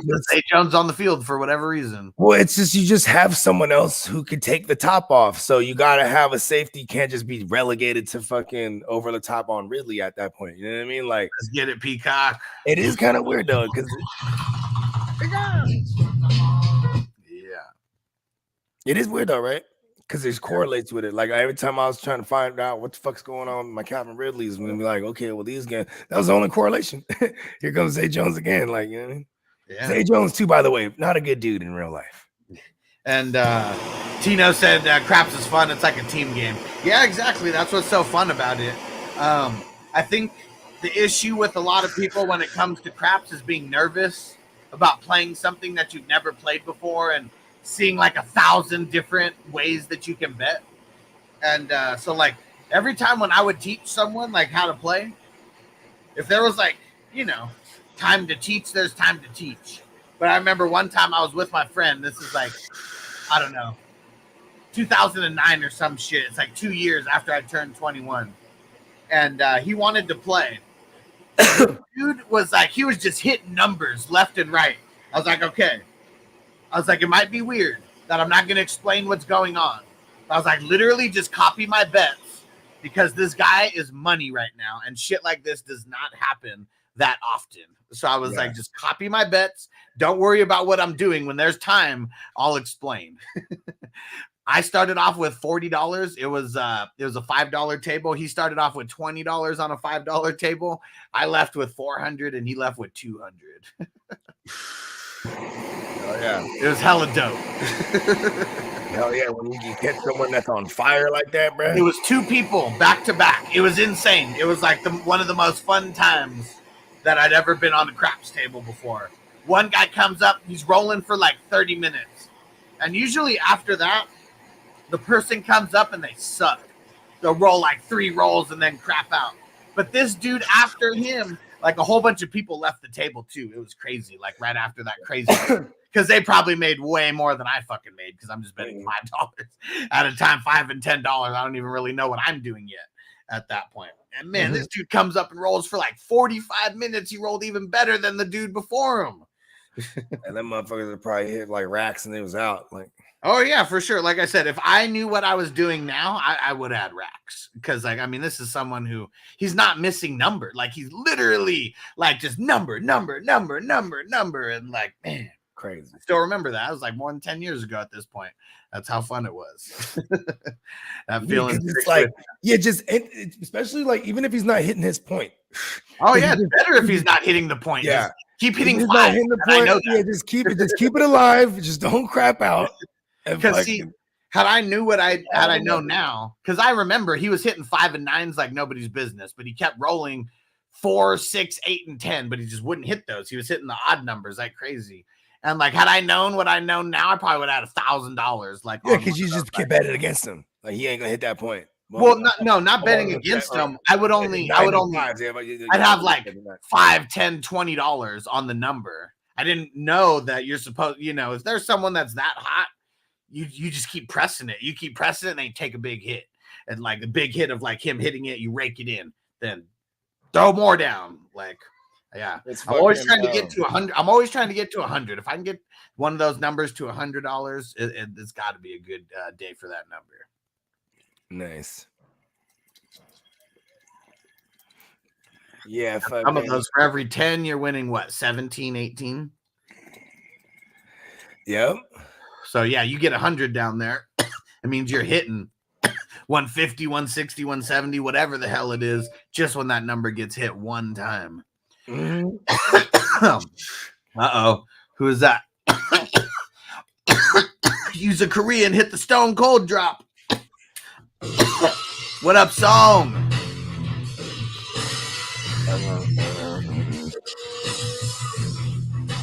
What? And Tino, he said, nights like that are fun, bro. Nobody could get on the table because some dude is winning and everyone's betting on him. Hell yeah. He said everyone winning, drinks going around. Like, damn, I should have went to Vegas instead of Tahoe this month. Yeah, Tahoe's different. It's not like you want to go to the snow too, though. That's what I'm saying, though. Like if you want to take the kids to the snow, and then you know what I'm saying, you go gamble at night at the fucking Harris or some shit. You know what I mean? But maybe Tino just went there to gamble. Maybe he didn't even take the kids. What was this? What was this trip about? Was this a family trip, Tino, or was this a Tino? Early birthday Tino shit. But yeah, you know what's crazy is like I would always try to look for that kind of vibe. You know, like just the craps table, just loud and all that. Mm-hmm. I know I don't go into casinos all that much, but I'm going in more than I was back in the day because I actually live here now. You just don't see that vibe a lot of times. It is crazy because like when you're like, you know, when I think of Vegas, I'm always like in the strip somewhere. You know what I mean? Fucking, you know, because I was a vacator, right? We would come out here to party, and it is some, but there is some too when you're walking through the casino and there's a table that's just jumping. You know what I mean? Hell yeah! What's going on over there? I need to be a part of it. You know what I mean? Let's go put some money on there. You know what I mean? But then also it's like, you know what I mean? Because this is the strip. This is where everyone's here. Everyone's vacating. Everyone's from somewhere else. Everyone's, you know what I mean? Yeah. Yeah, like when you get to like the South Point and stuff like that, I'm sure you're gonna see more like local like hustlers. You know what I'm saying? Like That's what's crazy. It's like it's still a yes and no because even though that's like if not really it has on the cheap strip. tables. Yeah, you're right. If there's cheap tables too, it is gonna bring, people that came there to gamble. They're gonna seek those out. Well, that's what it is. Like South Point may be more of a spot for like locals, because like it's not on the strip necessarily. I mean, there's still more tourists in there than any kind of local or I mean, every time I go there, I've always I don't know, like I mean, just if I was shouting out just different things I was trying to do, just trying to spark up random conversations with people. There's still nobody who lives in Vegas who like I've ever met like anywhere like at any kind of casino. Staying there probably cheap, huh? Cheaper. I don't even. I mean, cheaper. I mean, I'm pretty sure they still have high-end rooms too, though. So it just ranges. Yeah, I mean, cheaper than the strip, like some of the big ones. Like, you're paying for location. You're paying for location. I don't think it's cheaper than. It's definitely not cheaper than the Plaza or whatever in fucking downtown. Like some of those ones. Those are those are still the cheapest places that you can pay that are like walking distance to casinos. Yeah, or like even in like at the Venetian, they got the Palazzo. It's suites. Yeah, those are like cheap. You know what I mean? Like cheaper. You know what I mean? Like for suites. Yeah, it's like not a casino with that one, right? Exactly. But it's connected to it. So you literally walk out. Right. You walk out the lobby and then you're in the Venetian. You know what I mean? And that's what it is. It's like it's always going to be a little bit more expensive if you're at a casino, like no matter what. Like if you're, I don't know, you could go find the fucking Hilton Holiday Inn shit, that are 5 minutes off the strip, 10 minutes off the strip. And those are going to be way cheaper. Yeah, like there's a joint, the Bulgaria. It's like it's connected to the Aria or whatever. Yeah, even the Cosmo. Even the stupid fucking Trump Towers. Like I've never stayed there, but it's like people live there. Like you could buy, shit in there. But then that's also a hotel, but there's no casino there. So that's why. What do they call those again? The timeshares. They have timeshares of those. Yeah. I mean, you can actually buy those ones. Yeah, yeah. I'm just saying they also had like timeshares. I remember seeing those brochures all the time. You know what I mean? Yeah. Yeah. Hell yeah. And song. So he said it's Texas Hold'em for him. Oh yeah. And he said he had what he said. Yeah, he said heads up poker. He said hella intense. Got to be very aggressive for sure. Yeah, hell yeah. You don't want to get chipped out. You know what I mean? Like a motherfucker just like got more money than you. Just you know what I mean? Yeah. Make everything expensive for you. Yeah. Plus, like whenever it's heads up, bro. If I'm good pre-flop, I'm putting it all in. I don't give a fuck. Yeah. If I'm made, like if you know what I mean, if I'm made already too, got like a pair of some or like ace king, I'm just you know what I mean. Because then the motherfucker on the other side, he don't want to coin flip 9 times out of 10. You know what I mean? Yeah. He might look at his fucking his offsuit 9 jack and like, nah, I'm good. You know what I mean? I'm like, haha. Tina said, "Poker rooms are scary. Everyone's trying to take your money, bro." Hell yeah. Hell yeah. And in that, just like in that movie Rounders, if you don't notice who the sucker is in the first 2 minutes that you're at the table, you are the sucker. And okay, he said it's for my birthday, so got to bring the fam. Okay, yeah, there you go. See, Tahoe is probably a better place because it's probably cheaper. Yeah, I mean, for sure, it's got to be cheaper. It's closer too, because it's like you could drive. It's only like it's dope. I'm only like 2 hours from from Tahoe and Reno. Okay. Now, yeah, because before it was like 4.5. You know what I mean, coming from South Bay. Yeah. Yeah. Yeah, like my sister and them, they go all the time, just like day skiing and shit, and then come back. You know what I mean? Alex said F1. What did he say? Just passed. Heard $1,000 just to stand. What's crazy is like, so the F1 people, they hate it because they're not on like a sanctioned track. Like, I don't know if you guys saw it, but like they had the first day that they were doing it, they had to shut it down within 10 minutes of it starting because there was a fucking pothole or something that like I don't get. Like Vegas streets are like fucked up. Like the strip is fucked up. What in the fuck did they? He didn't like address that. They didn't redo it or like anything, and so it was the Ferrari car that like hit it. And they were like, even if F1 can continue, they said the Ferrari car was too fucked up that they couldn't fix it in time. Fuck. And yeah, it's hella expensive. Like they said that. Okay, so the Cosmo, that's like one of the. I think that did it go on already? Didn't it just pass? This is past weekend. And like Okay. it was on Friday where like it was supposed to start. It was supposed to be like Friday and Saturday or something like that. Oh my God, what a big bust. And yeah, it was everyone was down there and they had to stop 10 minutes into starting. That's it. 10 minutes. And it's crazy because the Cosmo, that was one of these hotels that was like officially sponsored with them or Yeah, something. had the viewpoints or whatever. Yeah, because they got the actual balconies like out there, and it's because it's one of the newer casinos, and not a lot of casinos have. I mean, almost none of them have like balconies where you can go out and stand. And yeah, crazy motherfuckers like liability. It was really like the older joints had them. So for example, like the Empire that I was talking about, they all had like all the rooms had fucking. What up, Newt? It's going down, bro. We out there smoking and shit.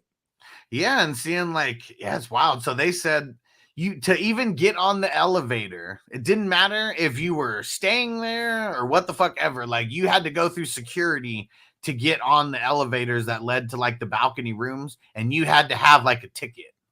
If you didn't, and the tickets cost $1,500, they said, and Cosmo was like partnered with F1 or whatever for this shit. So it was a whole sanctioned thing, and I couldn't even imagine that. Like, you got to buy the hotel, which is or buy the room. 10 minutes later, that motherfucker is hot. They might not have even made it. Hurry up, honey. We're gonna be late for the F1.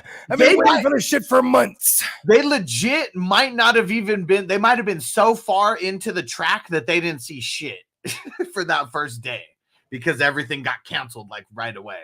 And I know the track is hella long. All throughout the strip and shit. Yeah, it was a major flop. They didn't. And you know, one of the F1 guys, he was like, I'm here for the sport. I just want the sport to be like, he's like, I want us to be taken seriously. He was like, and then when the locals are comparing us to a traveling circus, he was like, why the hell would I want to be associated with that? I would just start whipping donuts right there.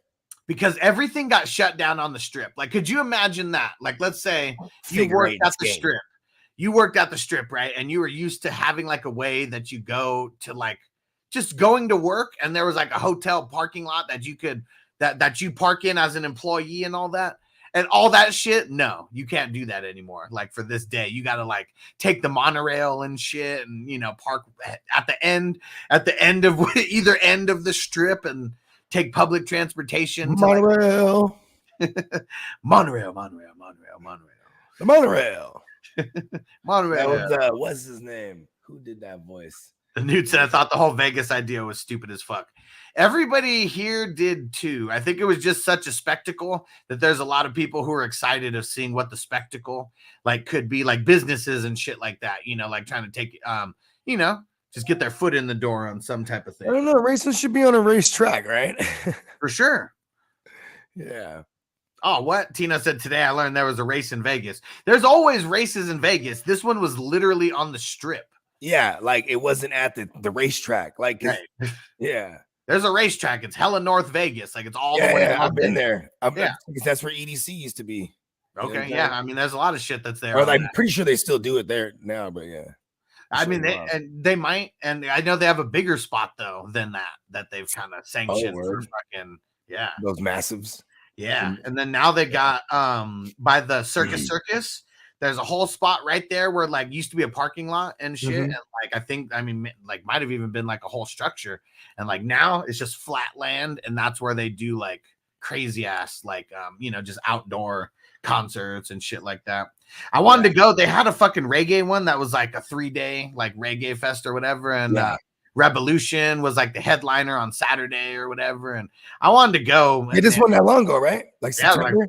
No, it was like October. Like Oh, okay. Literally, like I remember because I know Candlestick he fucks with Revolution and shit. I mean, I think he was saying something about that. Yeah, it sucked. I wish they would just come do a show by themselves because I would love to do it. Like rather than going to a whole fucking, got to go to a whole day event and all that, or just to see them at the end. And it's hella crowded. Man, it's way too much. I mean, their headline it would have still been hot too. That was like beginning of October. It was still like it would have still been 90s on the reg during that time. Hell yeah, everybody just smoking. Fuck yeah. And Marco said they did the same kind of thing that they do in Morocco for decades now. Okay, yeah. Circus, that joint. Okay, so they do that in Morocco. They race through the streets. Is what he's saying. That's great. That's what he said. Yeah, that's crazy. Yeah, but Circus is horrible. Yeah, Circus. That shit was the shit when I was a kid because it was brand new. Like they always had a Circus in Reno. That one's hella old. That one's been around forever. You know what I'm saying? And which is really dope too, because it's like just memories as a kid. Like they're all that and the El Dorado and the Silver Legacy. They're all like connected. So it's like, you know, we never stayed at Circus, but I Monaco, not Morocco. Monaco. Okay. Oh, where's Monaco? That's in Italy. So no. Yeah. Either way, same shit to us, man. We're all the way in America. Yeah. We know another country somewhere. We got you. Well, because that's where all them cars come from, right? It would be dope to fucking be able to go. I know Monaco's not where the Autobahn is, but that's just making me think about that. Germany.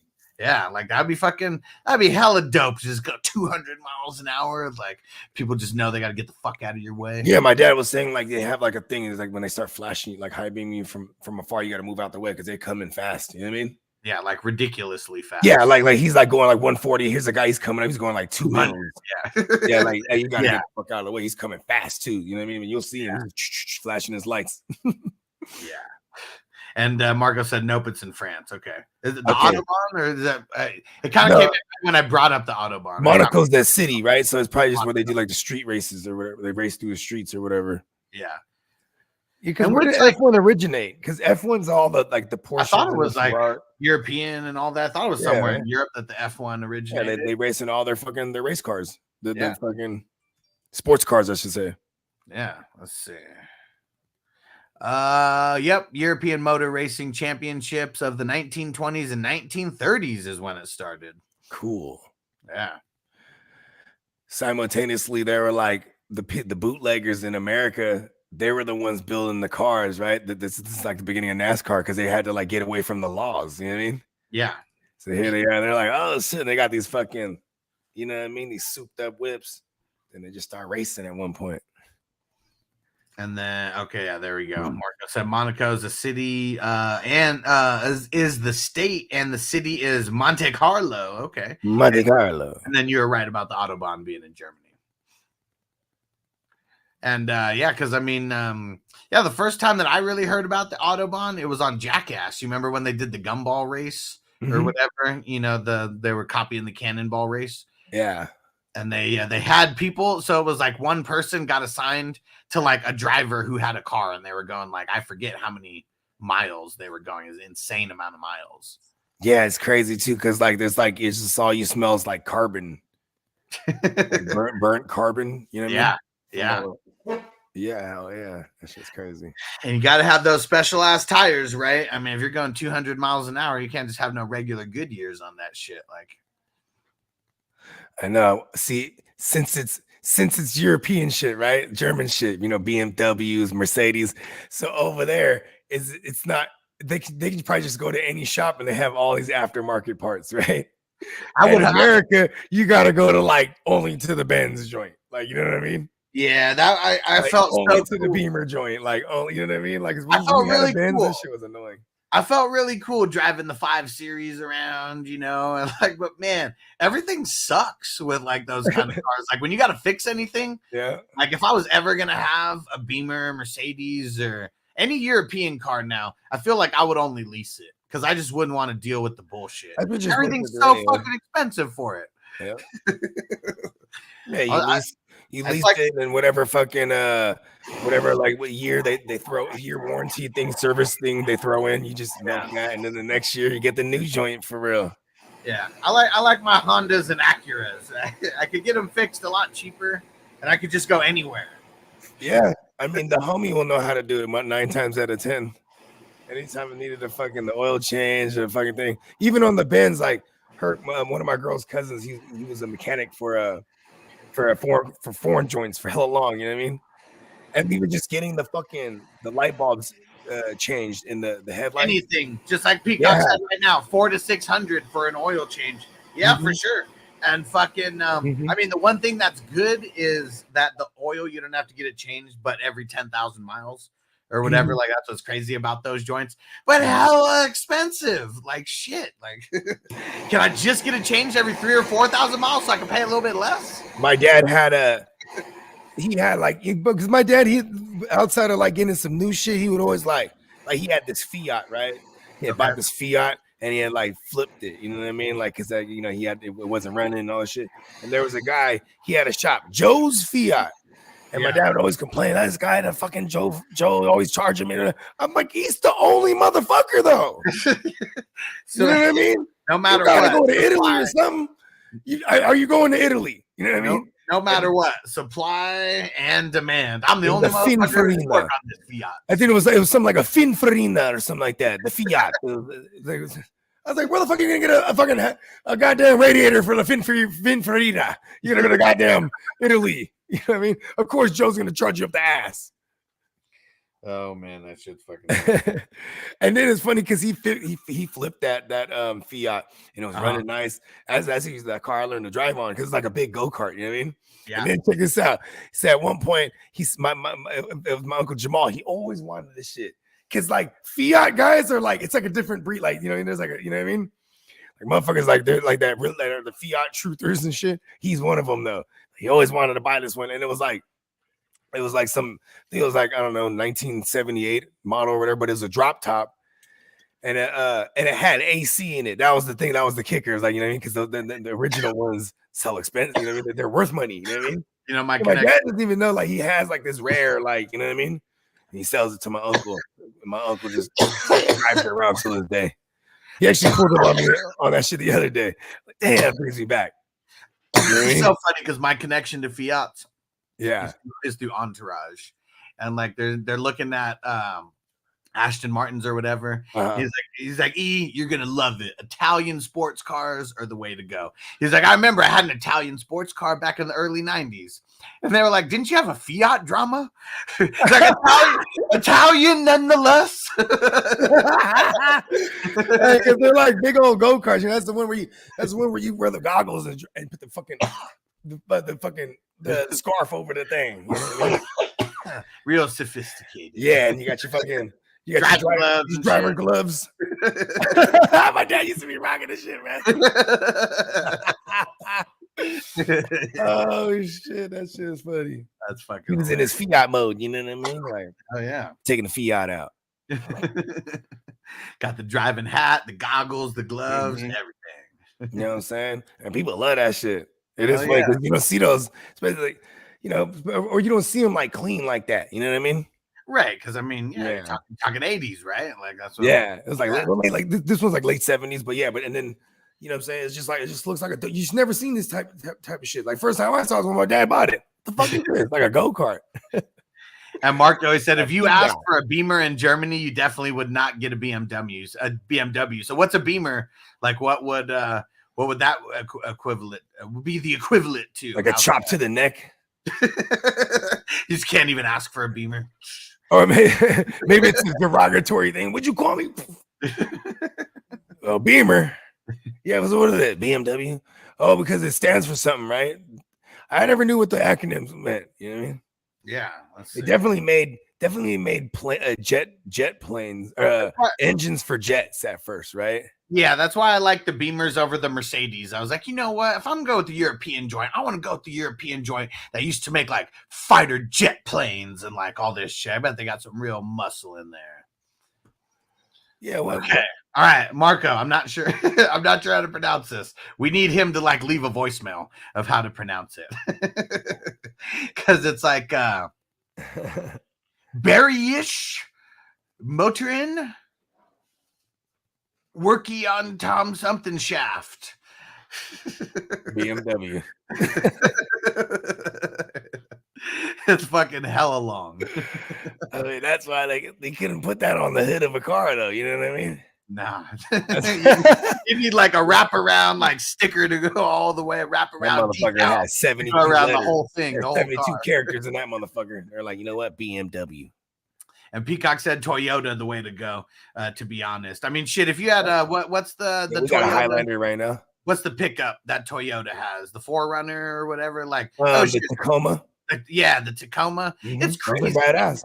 Toyota Tacoma probably holds its value better than any fucking car out there. Any car, truck, SUV, doesn't fucking matter. Those are the only things that actually might raise in value a little bit from, like, you know, it was always badass. The little tiny little Nissan joints. I remember those are hard. Driving those a stick and we just take it off. We take it off road. Yeah, the little small ass truck. You know what I'm talking about? The little small pickups. Yep. Everybody had one of those at one point. Yep. Oh, that's funny. Peacock said, I wanted Tacoma. Wife wants a 4Runner. He said, so they're next on the list. There you go. He said, my Chevy Colorado. You could get the big Tacomas with the cab where it has the 4 doors. You know what I mean? Those are really spacious for real. Because isn't the 4Runner? Isn't that like a Tacoma, but just with like a bed on the truck? Like, isn't or no? The 4Runner is actually an SUV, right? Uh-huh. Yeah, that's. And then they had the I mean, like we got a Highlander, and there was like, and like, man, when we first got it, we had 2 kids, and then as I realized, like, dang, if we would have got like the pilot seats, yeah, getting the motherfuckers in and out that motherfucker and having, you know what I mean? That shit's annoying, dude. Just to get to the back row. Yeah, for sure. Yeah, but if it had the pilot joints, you just walk through the middle, right? Real smooth, like. Yeah, those pilot seats are gangster. Yeah, I know it takes away, like, instead of the seat, you know, it's only 2 people that could be there, but man, I mean, it's nice. We had a ski boat when I was a kid, so like, you know, so we had a big truck. It was a Chevy joint, a long bed, you know what I mean? One of them long joint, but he had he put a shell on it, and it had like the little bench seats in the back with the carpet on it, and then like you could take one of the back parts off and then put it in the middle, so it's like flat, you know what I mean? Yeah, you make like a bed or whatever. But yeah, we used to be, as kids, that was the shit. Because we're going on road trips. We're all in the back of that motherfucker playing cards and shit. You know what I mean? Yeah, for sure. Just feel like you got some privacy.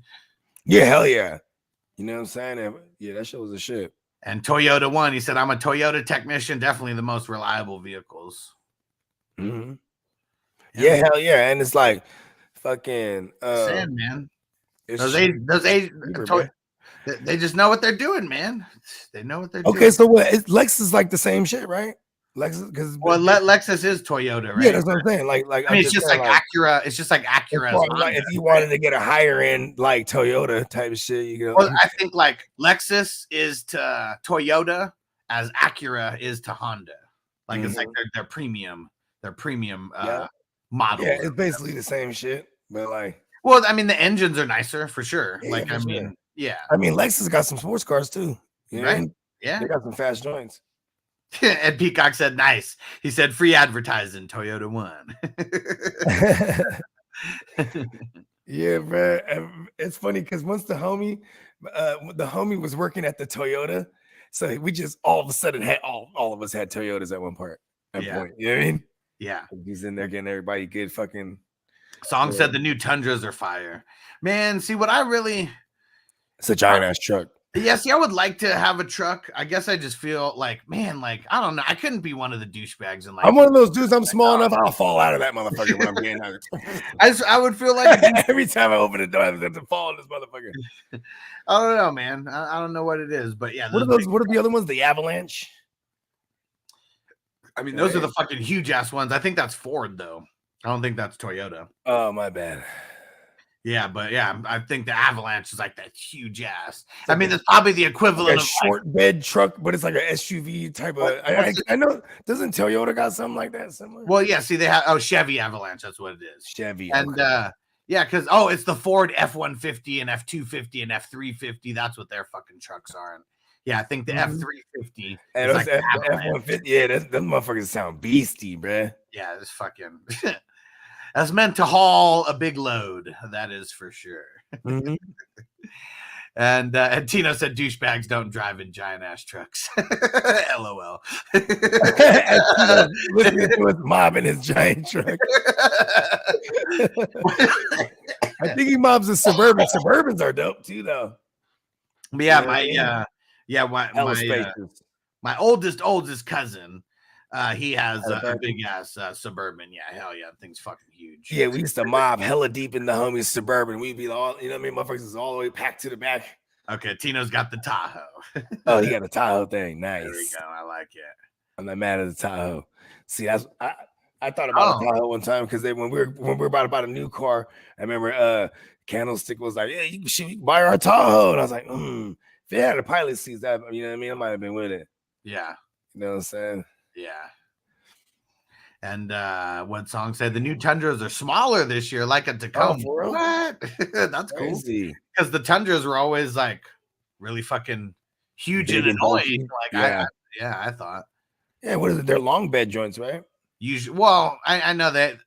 I think they had. Well, I guess it depends on the cab size you get, huh? Yeah, because I remember my friend had one of those in high school, and he was a douchebag for sure. And but he had one of the short bed trucks or whatever. I think it was. And what Alex say said, "Shit, Shelby truck." Yeah, if they had a Shelby truck, that'd be sick. Yeah, like if I got rich, like I want like a Ferrari truck for real. Those are hella tight, or like the Bentley trucks. You know what I mean? Yeah, you just don't see. I mean, you got to be a real baller. Right? Yeah, in order that you can get on those ordering lists. Yeah. Like when I'm trying to remember. Oh yeah, when it was like Hogan, I guess when he first started getting balling. You know what I mean? And now so is fucking Macho Man's right behind him because Macho Man got all the fucking sponsorships and whatnot. Slim Jim. Happened to a Slim Jim. Yeah, right. He was killing it, bro. Like, and all the rest of like that's why he wasn't really tripping about being the number one guy. You know what I mean? He was like, so he's still getting hella money off Slim Jim today. Right. And like, so the dude goes, Hogan goes, yeah, I know a guy. You gotta get you one of these, a Ferrari. You know what I mean? And he said that he couldn't fit his hat box. So first of all, he goes to LA because it's a guy that you have to know a guy, and he buys the car sight unseen, and then gets the car, drives it. But he said when now they're back in Florida, and he said he couldn't fit his hat box into the trunk. Damn. They take it back. Oh, and Alex said they do have a Shelby truck. Sick. Oh man, I just I got a notification that just popped up on my phone. It's not a good one. It is not a good one. Cooper Kupp? Nope. It's a defensive player. Who is it? They said yesterday that they feared that he tore his ACL. Oh, Hufanga. Yeah. Our man Hufanga. Yeah. Yep. They said it's only his ACL, so if there was any kind of good news that came from this, it's only his ACL. Clean tear. Yeah, they were saying this last night. Damn, that sucks. We got to pour one out for Hufanga because he's the fucking shit. I feel like he's one of our kids here on the show, and he's definitely done for the season. And that's a blow. That's a blow for the kid who's third year? This is his third year in the league, right? Yeah, and he was a one of those mid-round gems, you know what I mean? That like fifth fucking round, like just day 3 guy, you know what I mean? And because he was set to make some decent money there, but I mean, and then now all things considered, like because he was going to be due to get extended, this is going to make it cheaper to do so, and like I think the Niners will do the right thing by offering him a deal now, because sometimes it's also like to get them the proper medicals, you know what I mean? Yeah. While he goes through this, this get the surgery and the rehab and all, you know what I mean? Yeah.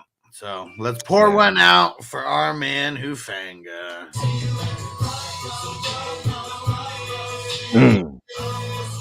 Song said he's still rocking his jersey this year, though. Hell yeah. The Fang.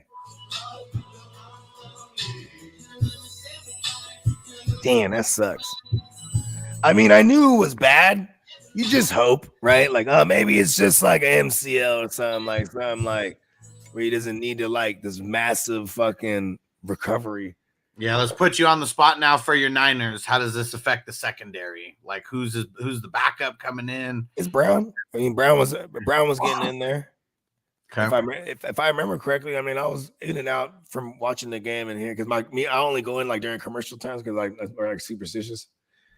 The game can't be on while we're in the same room, me and my girl. It fucking sucked. Did you see the play? What happened on it?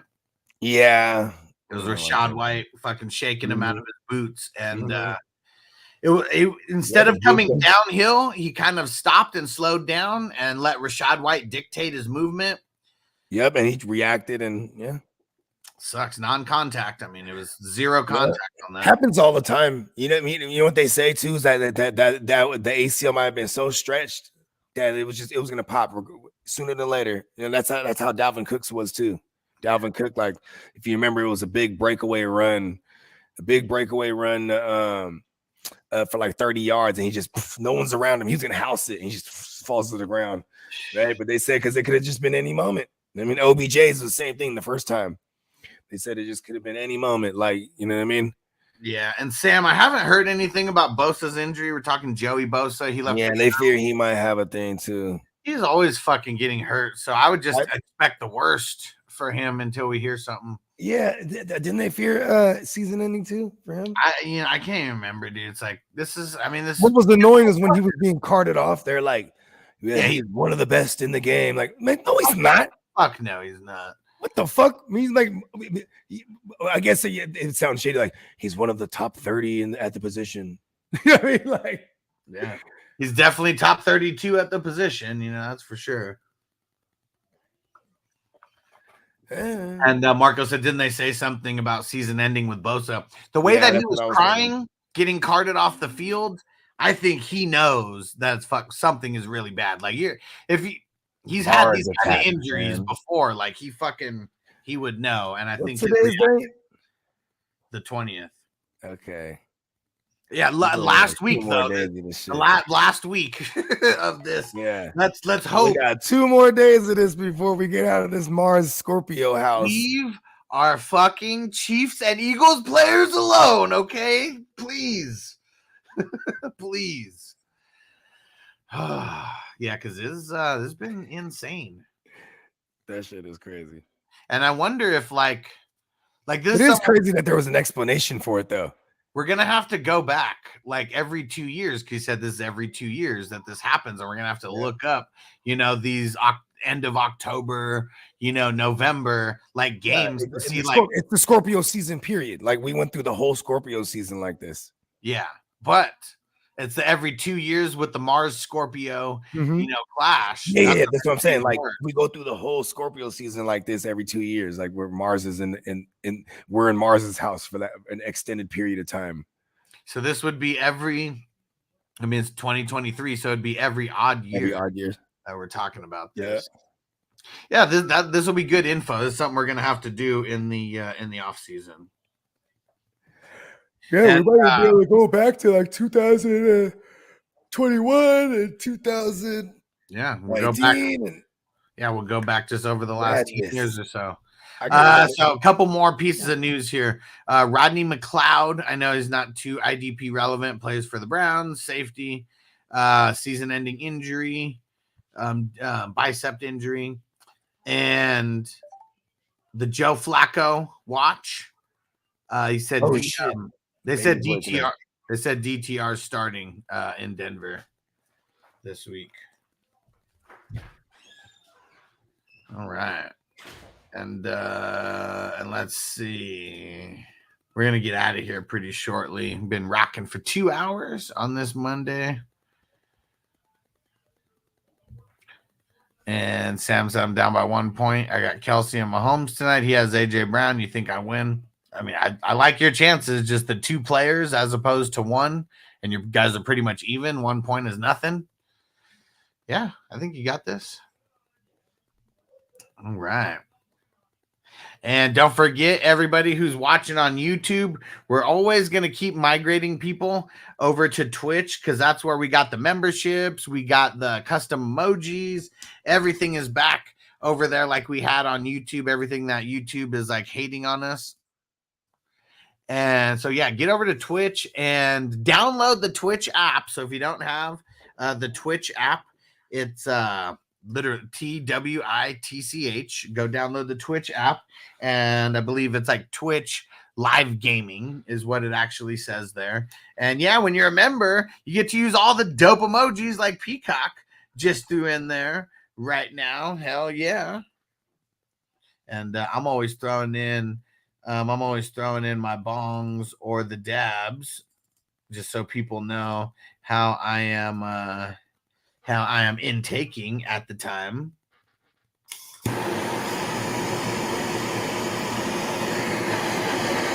And yeah, we've had a lot more people finding us on Twitch ever since we kind of started migrating people there. Ah, there we go. And Peacock hitting the bong drop. And what up? He said, just switch to the Twitch. He said the Antoine emoji. Fire. Come on, bro. He's climbing up and up, he's lighting up people up, trying to break the sun. Hide your wife, hide your kids, hide your wife, hide your kids, hide your wife. All right, nice. It's JPZ. There we go, bro. And there we go. JPZ's already subbed up over there too. He's got that. He's already hooked up to Amazon Prime. We're looking for you. We gon' find you. We gon' find you. So you can run and tell that. Run and tell that. Run and tell that. Home boy. Home boy. Hell yeah. Twitch is so lit. And that's why all the when we watch the games now, we're strictly on Twitch. We're not on YouTube or Facebook or anything anymore because we got the jukebox cracking. And Twitch, we're able to do that. We're not able to do that everywhere else. So that's why Twitch is like going to be the spot when we're doing. If we ever have an exclusive stream, it's going to be on Twitch. Hell yeah, JPZ said I'm already loving Twitch. Well, obviously. Well, obviously. And Marco said Holland, Branch, Adebo, Mo Rig, drop one. I'm not dropping Holland or Branch. Damn. It'd probably be Mo Rig. I don't know. Adebo's like doing so good.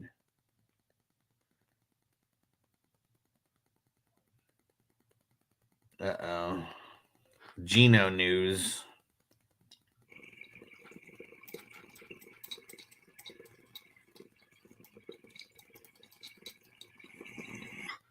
So Geno, this is a quote from Pete Carroll saying we don't know much today, but it was a good sign that he was able to get back in there and throw. Said it's a contusion from getting hit in the in the elbow by a helmet. Ouch. That would hurt. That would fucking hurt. Because none of these guys got anything protecting the elbows out there. Damn.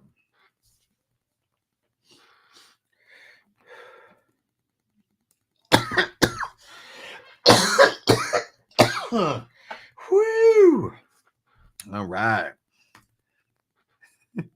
And let me see, what JPZ, what even is your the name over there for JPZ? Let's see this. We got J to the P to the Z, you savage. That's hilarious. Man, let me see.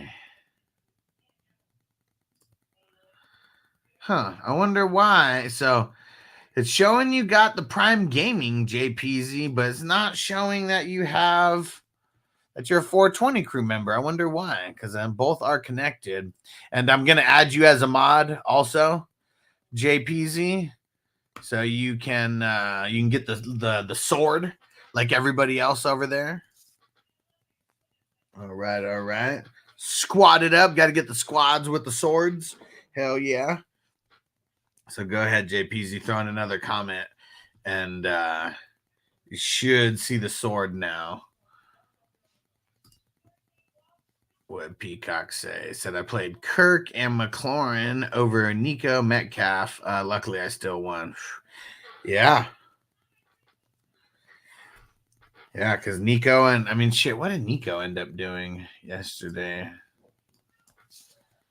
DK killed it also.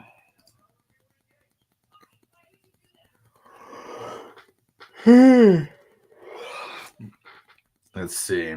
7 for 65. 13 points. 13 and a half. Yeah, that was all right. Tank.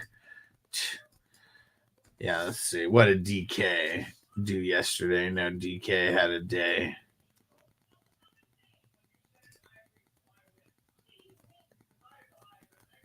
20. 5 for 94 in the tug. Man, he only has 3 touchdowns on the year. Gino sucks.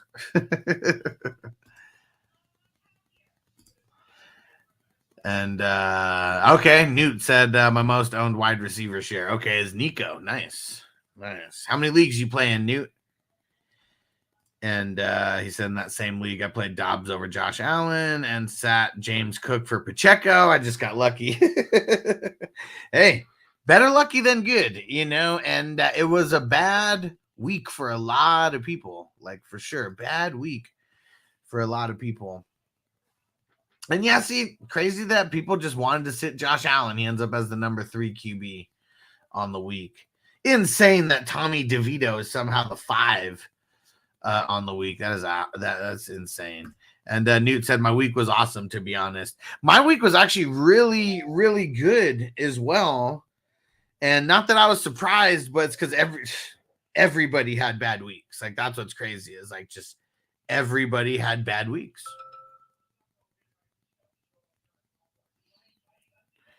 Oh, man, just got an update on Cooper Kupp. Cooper Kupp suffered a low ankle sprain on Sunday. He's going to be evaluated going forward. And they said he did try to come back. Oh, man.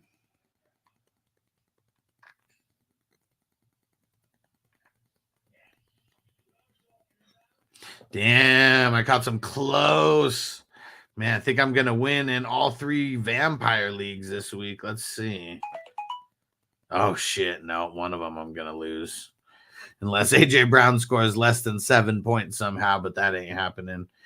But, man, about to catch a dub in 2 out of the 3 vampire leagues, and one of the vampire leagues is literally less than a 2-point victory. That's crazy. And I had Burrow and Derrick Henry shit the bed. And Peacock said Ritter named the starter again. Arthur Smith is going to walk back all of his comments. Yeah, he's an idiot. Well, Heineke's still hurt, though. Like, that's another thing. Like, Ritter's not starting because everybody's healthy. Like, while everybody's healthy. That's another thing. Man. Let's see. Who are some of the top IDP players this week? We're not going to do the full on. Oh, Kittle, top tight end. Let's go. I mean, no Kelsey yet, but still. Let's see. Khalil Mack is the top DL on Sleeper. Jalen Phillips, Michael Parsons, Thibodeau, Leonard Floyd.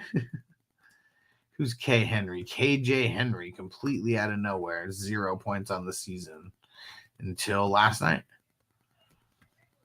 See who are some of the top LBs. Oh, of course, Cashman is Fred Warner, David Mayo, Landon Roberts 30, Anal Zone 29, Singleton 28.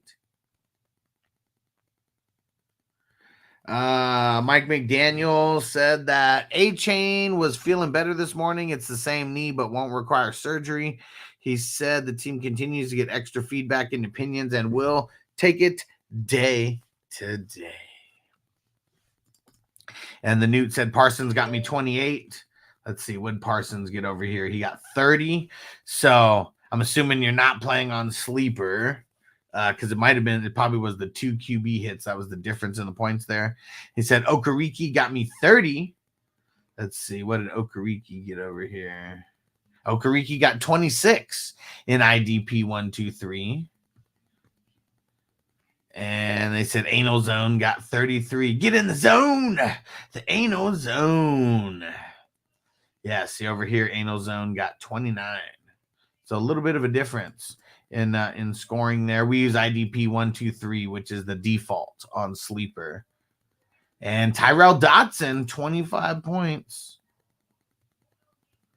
Spillane, 24 points. Yeah, Levante still got 27 points. It sucks. We need I want to get some clarity on the injury. And Marco said, how many points you predicting for Blankenship? 20 points in IDP 123 scoring. And Newt said, yeah, all my IDPs are altered to a degree, not straight default settings. Well, so IDP 123 was adopted by Sleeper as their default setting last year, I think. But yeah, this took someone lobbying to like get this done as well. And that's really like what it was. Yahoo Yahoo is definitely like not the default scoring for what we use, and like ESPN, like all of them. But let me see if I have. I used to have a picture on here. Let me see if I still have it. Yeah, so here's IDP 123 scoring. QB hit and assisted tackle is 1 point. Solo tackle and tackle for loss, 2 points. Pass defended, forced fumble, fumble recovery, blocked kick, 3 points.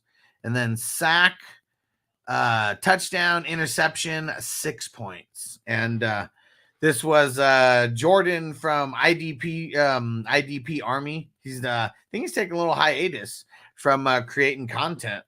Yeah, he's the one who actually like officially came up with this. The scoring that I used, it was very, very similar. And the scoring that I created was for a league that I started back in, 2007 was when the league started. It's the Green Bowl. And now it's referred to as the Hustler Green Bowl. And the only thing that I had different from this was touchdowns were 10. Sacks were 5, I think. No, sacks were 6. No, sacks were 5. I think I gave the interception and the fumble recovery and the forced fumble combined the 6 points. And QB hit did not even exist on Yahoo. So that's why we didn't. That's why we never had the QB hit. What do you change your scoring to, Newt? Oh, nice. He said all 27 of my dynasties are on Sleeper. Nice. So what did you change your scoring to? Give me a little mini breakdown. I'm just curious because it seems like your guys were scoring super similar points, but something has to be a little bit tweaked in there. Marco said Blankenship scores that many points. I need some points from Pacheco and Josh Sweat. I'm only 16 points in front. So, I mean, Patrick Mahomes, it's not like he has not been taking sacks. You know, their line is not what it was over the past couple years. I am a little nervous about Pacheco. Hopefully he can get you 10. And we know that Pacheco can always fall into the end zone. So, you know, like just being ahead. Who are you going? Like, do they literally have Blankenship and that's it? And are you playing an IDP 123 scoring? Let's see. What about the DBs? Who are some of the DBs? You said we got Jalen Thompson, number 1. Razul Douglas, 30 points, number 2. Jalen Thompson was 34. Winfield with 25. Witherspoon with 25. He's a playmaker. Xavier McKinney, 25 points. Charvarius Ward, 25 points. Let's see. Bland with 22. Nate Hobbs, 22. DJ Reed, 22. And the Newt said, I'm not in charge of the IDPs, but I believe some of them have a 0.5 addition to solo tackles. And there's one for sure that's 1.5 assisted tackle. Okay, so just small adjustments. Okay. And Marco said, doesn't have IDP 123 scoring. We get 1.4 points for a tackle. Is that a solo tackle, assisted tackle, or just any tackle in general? Like, is it literally just tackle stat? Or is it solo or assisted tackle?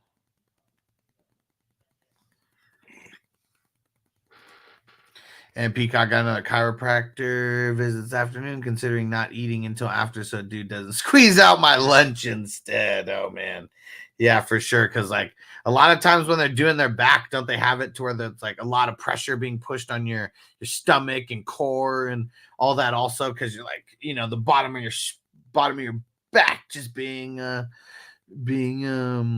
aligned. But is it solo tackle 1.4? That's what's crazy. Like very, very confusing because is it solo tackle 1.4?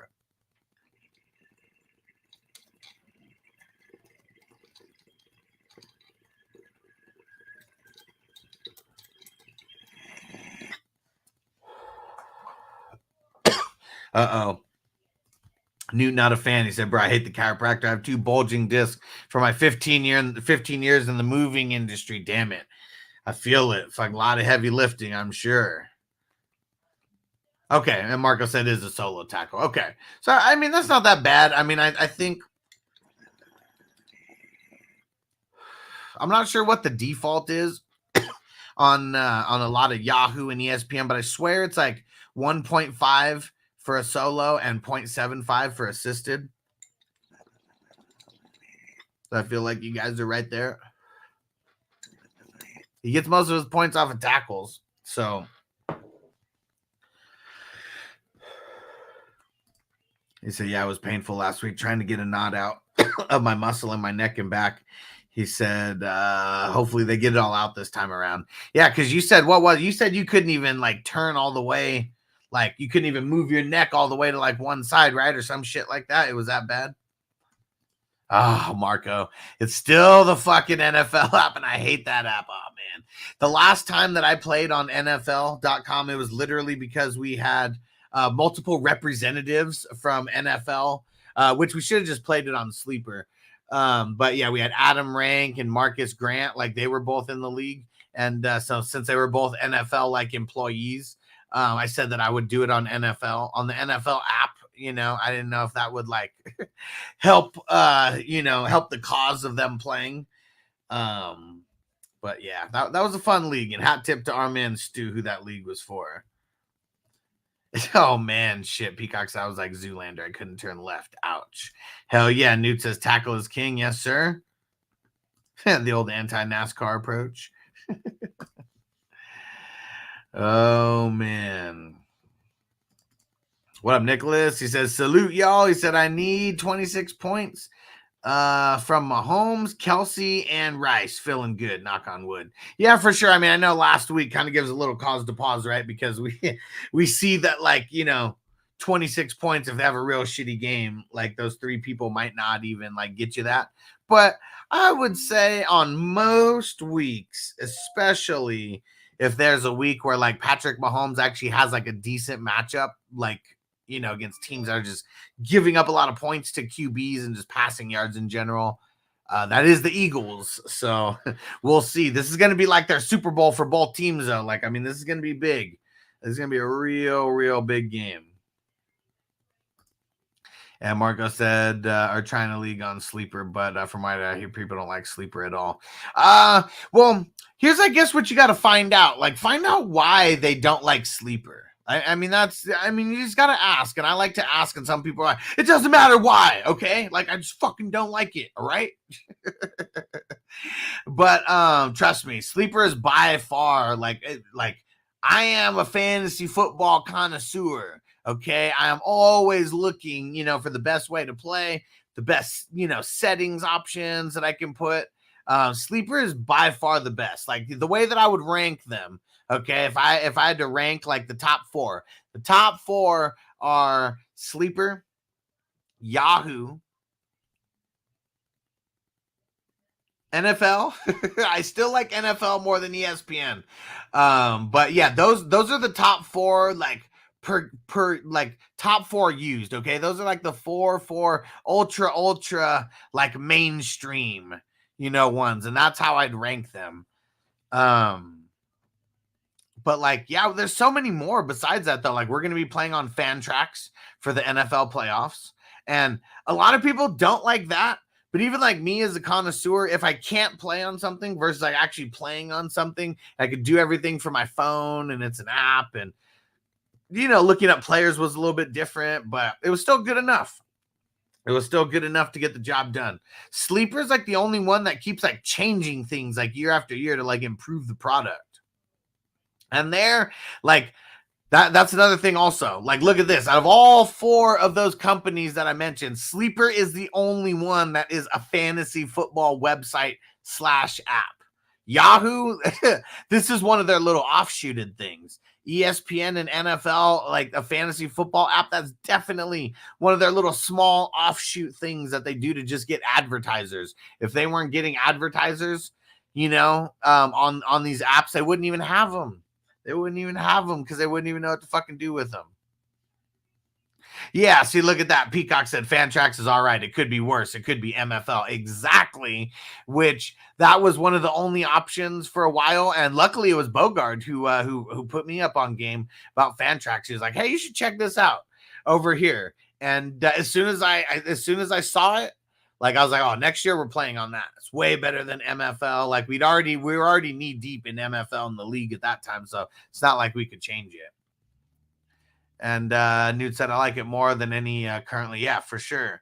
He said, I'm still a fan of notebooks, draft boards, stat sheets, the good old days, bro. So every August, we just had the first ever. It was the 420 Crew Draft Day Extravaganza, and it was in Vegas. I rented a huge ass mansion for us. Like a handful of people were staying in the mansion. And then there was other people who were coming in. It was 3 days worth of fucking amazing fun. Plus a Monday when everyone was kind of taking off. And 2 days of drafts, 2 days of drafts. We had all the stickers, everything's on the board. I mean, it was fucking awesome. I'm slacking because I still didn't share a bunch of the videos and stuff that we took, but I was looking through my photos and stuff, deleting some old stuff out to clear some space, and I saw those, and we're definitely going to be showcasing that whole draft experience, and really just the whole experience of the weekend. And he said, stop. He said, I'm there. August, mark it down right now because it's literally going to be the same weekend like every single year in August. Like the dates may kind of change a little bit to whatever, but it's like I believe it's how many weeks before the start of the season. Let's go see how many weeks it was before the start of the season this year, because it's always going to be the same amount of weeks before the start of the season. So it was 1, 2, yeah, it was 3 weeks before the start of the season. So that's what it's going to be like every single year. So 2024 is going to be August 16th, 17th, 18th, and the 19th is the Monday. So that's the day. I recommend people stay till Monday. The tickets are usually going to be cheaper if you're staying at the mansion with us. And yeah, it was super fun. So most people, they paid it was $750 for the for a shared room. And everyone, I mean, that's what's so cool about this chat. Everybody who stayed there, everybody knew each other through the chat at least. So everyone who got roomed with everyone, like there were some people who they got in first and then they had their preference of, oh, I know this guy's staying, like room me with him, you know, like type thing. But that's how it was. $750, and then we had, I mean, shit, there was 2 meals every single day, and it was fire food, beer and alcohol. We had that, and then everyone says that I'm super modest about this, but yeah, everyone says there was an unlimited amount of tree and dab because nobody was ever asking for it. The dopest part was when we actually had one of the sponsors of our show here, Redwood Cultivation. They actually sent one of their blunt rolling employees to the spot, and man, he came with like 20 like hemp wrap blunts like already, and we're talking the creme de la creme of tree like out here, easily over 25% THC, but all their stuff goes from like shit, I see some of their stuff at 22, 23% on the low. And I've seen some of their stuff at 30 and 31% on the high. And it was one person, but he was a whole team. He rolled hella blunts when he was in there. We hotboxed this entire mansion. It was fucking epic. It was fucking epic.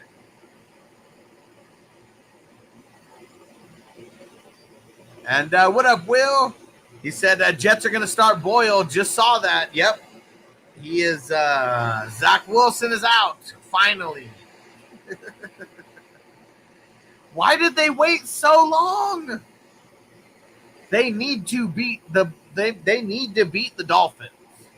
Or like they're probably not making it to the playoffs. Hell yeah. Newt said my bus should be completed by then. I'm Gucci. Hell yeah.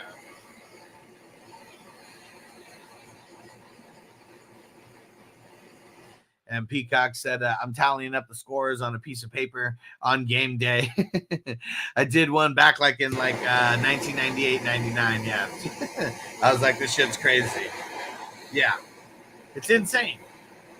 It's insane. I commend anybody who did that back in the day because I'm sure they were not being paid or like anything. And like one of the reasons why I make make it a requirement for everybody to participate in all the leagues and stuff that we're doing is by joining the 420 crew. Like, if nothing else, I tell people, if nothing else, like that's you paying a couple bucks for like a hell of an experience compared to like any experience that most commissioners are like putting together. Because there's like hundreds of millions of leagues now, and most of them is just a commissioner clicking a button on one of these apps, not changing anything, and then sharing a link on social media or sharing a link with a couple friends and then starting a league.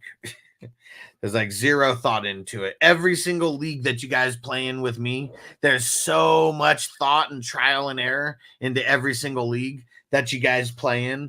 And the NFL leagues, the NFL playoff leagues, for example, 2 options now, 33 or 55 buy-in. For a few years, I just had one option, but then I realized because some people told me, like, why don't you have a higher buy-in option? Like, we only need to get 12 people, in it. And so that's why we have 2 different buy-in options. In the beginning, we only had slow drafts, and that was it for these. And they would take place. They would all start on Monday, and then they would all take like 3, 4, 5 days. Now, because there's so many people in it, we got slow drafts. We got fast drafts. The very first year that I did the NFL playoff leagues, they did not have IDP in the mix. And once people started playing in it, they just wanted to have it involved for the playoff leagues as well. So I adapted that, and now it's offense plus IDP. And so that's just one league that like over the course of 5 years has evolved like so much to be like a super cool experience. And everyone else, the fantasy season's over in week 17, week 18, whatever it is. We continue it for at least 3 more weeks after that for the NFL playoffs.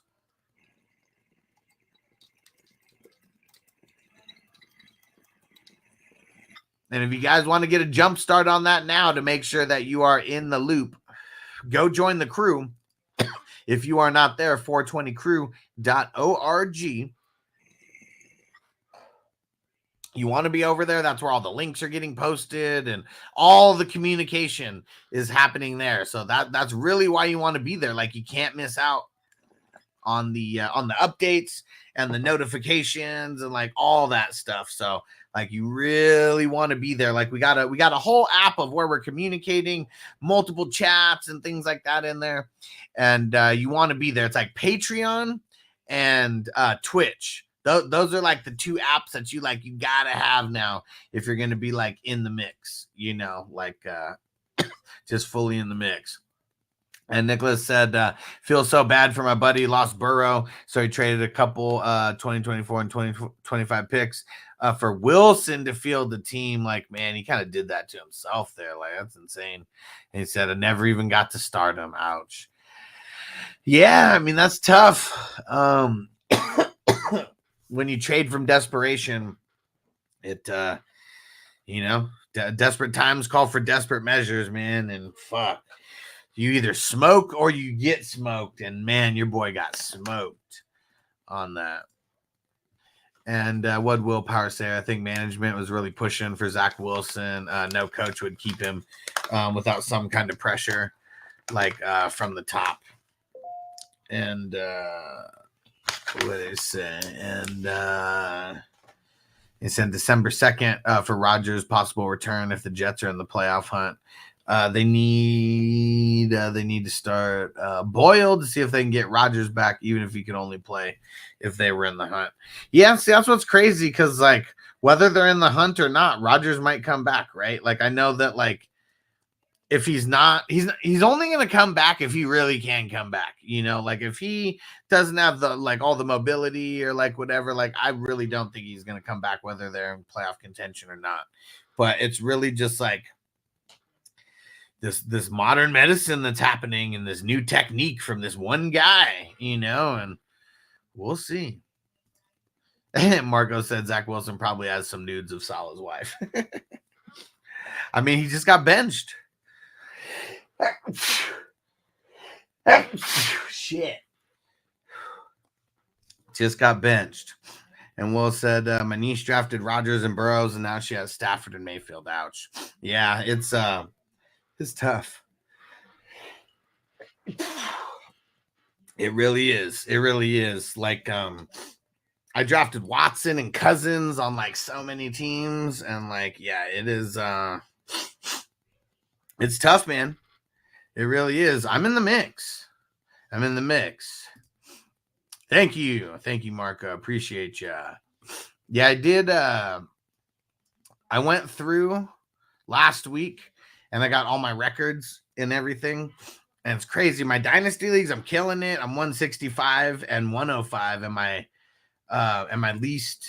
lowest records were 4 and 6. But I did have a couple teams that were there that 4 and 6. Redraft, man, not so good. The Debo league with IDP, my team sucked. I just kept getting loss after loss. I lost Kelsey the first week, and it just kept going bad from there. The Guru league, fuck, man, I caught like hella injuries, like over there, just real bullshit. I'm 3 and 7 over there. 2 of the 4 3 QB leagues that I'm in, fuck, man, I just had the shittiest luck. Like I'm going up against the best teams, it seems like week after week, and like my QBs got injured, and man, it just the 3 QB leagues, I'm usually like pretty competitive, and usually in all the leagues this year, injuries made me shit the bed in 2 of them. And then what else? The Superflex redraft. That's one of the ones from one of the ones that we did our live draft in Vegas. I swear that's the one that I have Tony Pollard. Knew I shouldn't have drafted that motherfucker. Let me go see.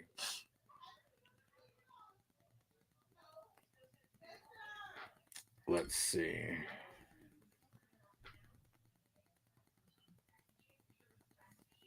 Oh, what the hell?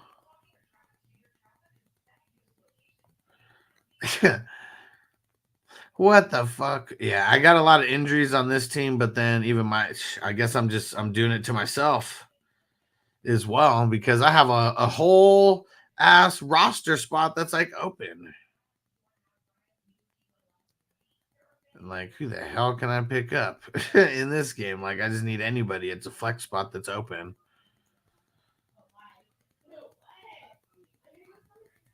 Damn. Yeah, there's like literally nobody that I could pick up. What the hell was I thinking over here? I guess I only had, literally only had, no, I had Donald Parham. That's who I could have put in. That would have been 13 points. Still wouldn't have won, though. Doesn't matter. Yes, that's not the one. What is this the one? I had Josh Allen. I got Russell Wilson. Kenny Pickett. He sucked. Higgins been hurt. I don't even know what the hell happened in this one.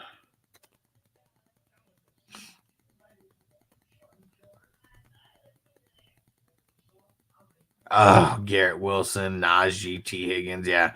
My first 4 picks were Josh Allen, Garrett Wilson, Najee, and T. Higgins. Man. Sucked. Tried to get too cute and diversify there. And the two wide receivers that I draft are Wilson and T. Higgins. And then Quentin Johnson, DJ Chark. Yeah, this league's done. Damn.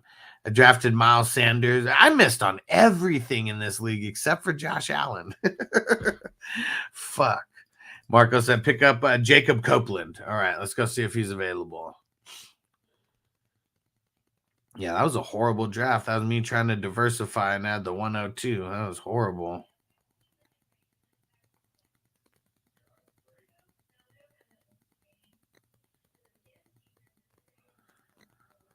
Marco, it's got to be someone who plays tonight.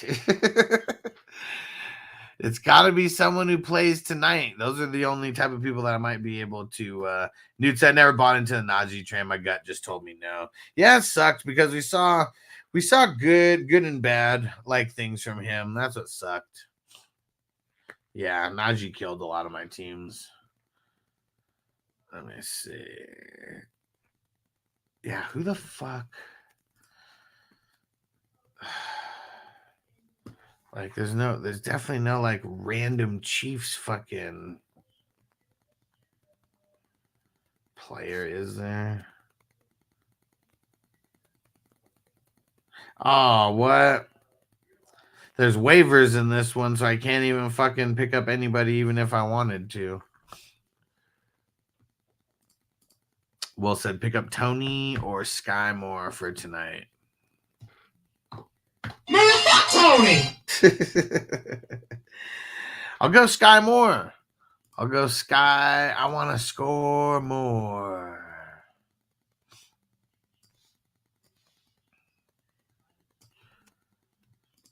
All right. And then don't forget, everyone, going to keep reminding and reminding. Make sure you come over to Twitch. Twitch is where it's at now. The chat is always going to be more lit on Twitch than on YouTube now because we got the custom emojis, we got the membership badges, we got everything back on Twitch that we used to have on YouTube before YouTube started hating on us. So we're just going to keep migrating people to Twitch, and when we're doing our watch parties, don't forget you got to be on Twitch for the watch parties.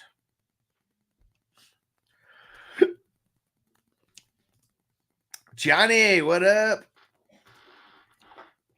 Said shout out to the 420 crew. You got perfect time. About to start a little puff giving this motherfucker. All right, fire 'em up.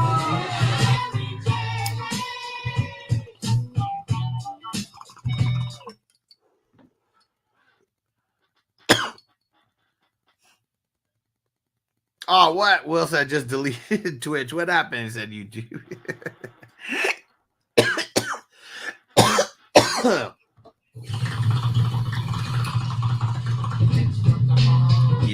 Get it. And Peacock said I'm in 8 redrafts. All of them are 4 and 6, except for 1 5 and 5. Ouch. Let me see.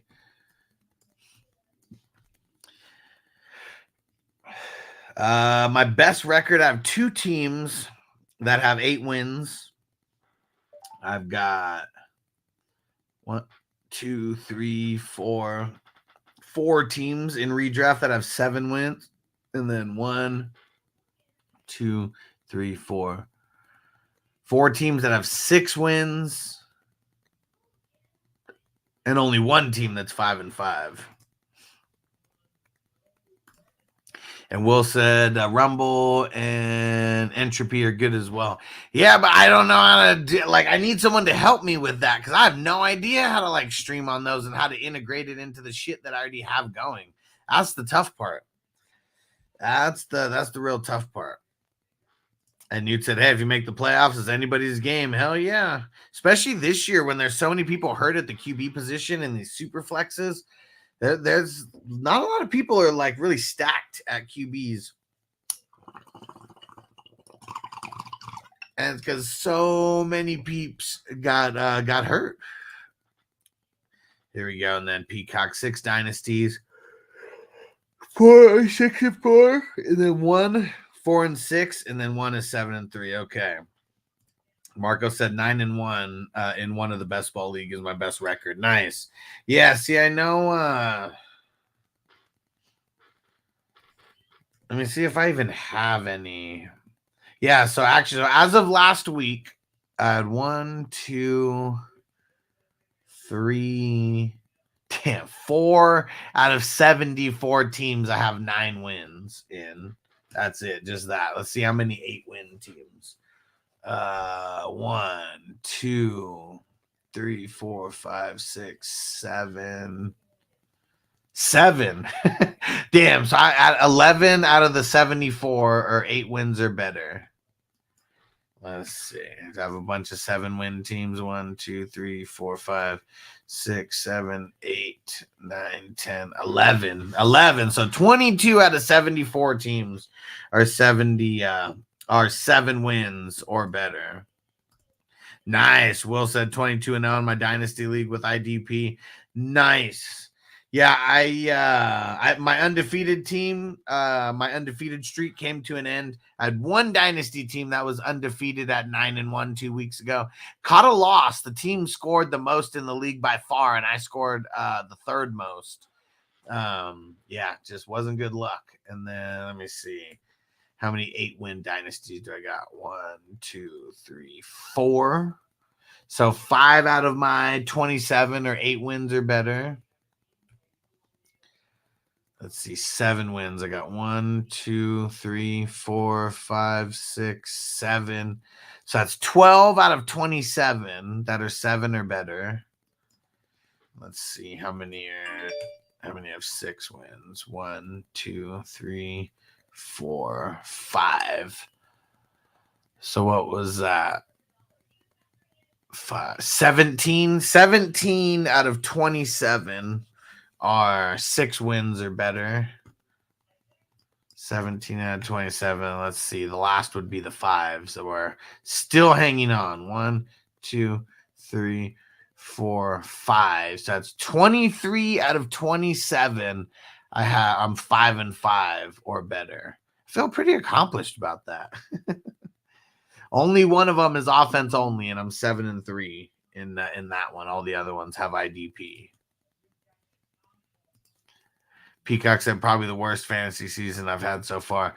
I mean, that's why I just play in more leagues, man. And I know that you know that. It's crazy. This year, amongst all years, has just been really, really insane.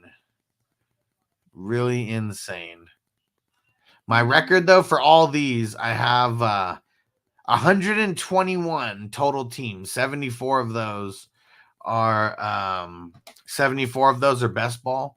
My overall record 654 and 545. If I round it up, I'm right at 55% winning percentage. Super close. 54.55. We got a long way to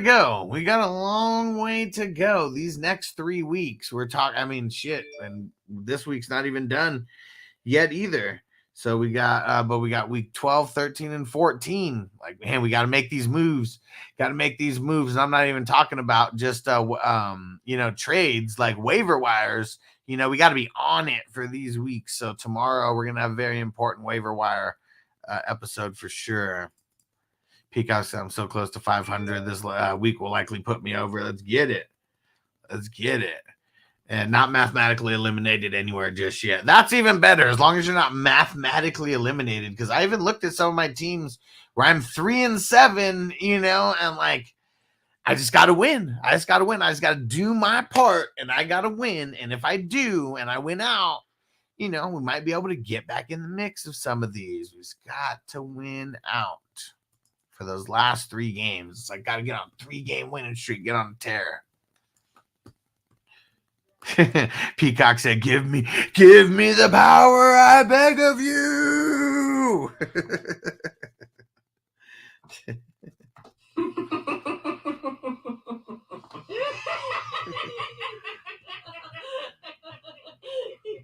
Give me the power, I beg of you. Where's the don't fuck with the Chuck? Don't fuck with the Chuck. But yeah, there we go. Now I got to just remember. I got the give me the power one over here. I forgot I had it. Give me the power, I beg of you. And Jay Peasy said classic. Hell yeah. Peacock said, oh man, I got to start watching the series when I have time. Yeah, I'm in, what is it, season 3 is the new one, and that one's actually like going on to Peacock like the day after it streams on USA or whatever the hell it's on. I gotta say, I'm just season 3, I don't know, I'm not really a fan of. Marco said, reminds me of He-Man.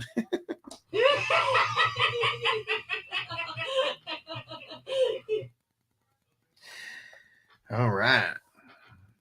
And Peacock said, at least watch the first season. Oh, you haven't seen anything. Okay. Yeah, I mean, the first season, definitely the best. Like, it is definitely the best. Like, they opened up, they have to open up a lot of rabbit holes, and I feel like some are nice, and then some, like, fuck, you just, you just get lost in some of it. But yeah, if you haven't seen it at all, like, yeah, for sure, you got to go watch at least the first season. And once you watch the first season, you're probably going to be like I was, like, damn, I got to watch the second season. Then the second season, you're like, it's kind of all right, and then you'll still watch the third season. Then you get in the third season, you're like, they got to do something.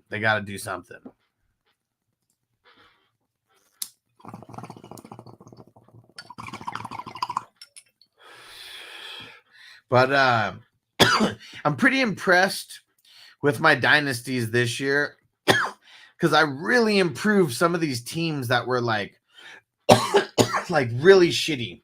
Like my because I'm in every single one. Yeah, Peacock getting the bong hit over there. Get it from the bong. Yeah, because like my team, the team number 4, that one was so shitty that I believe 4 and 6. I was like second to last or last. Like both of those teams fucking sucked. I had hella injuries, and I made moves in the 4. I went into full rebuild mode last year. I just sold off a bunch of my pieces and turned those pieces into some decent pieces. I must say. And so I'm pretty impressed with, like, because the 4 and the 6, those ones sucked from the beginning. Like, these are the best that they've been doing since the inception in 2021. Those ones I completely missed on, like, the drafts there. Like, just completely missed.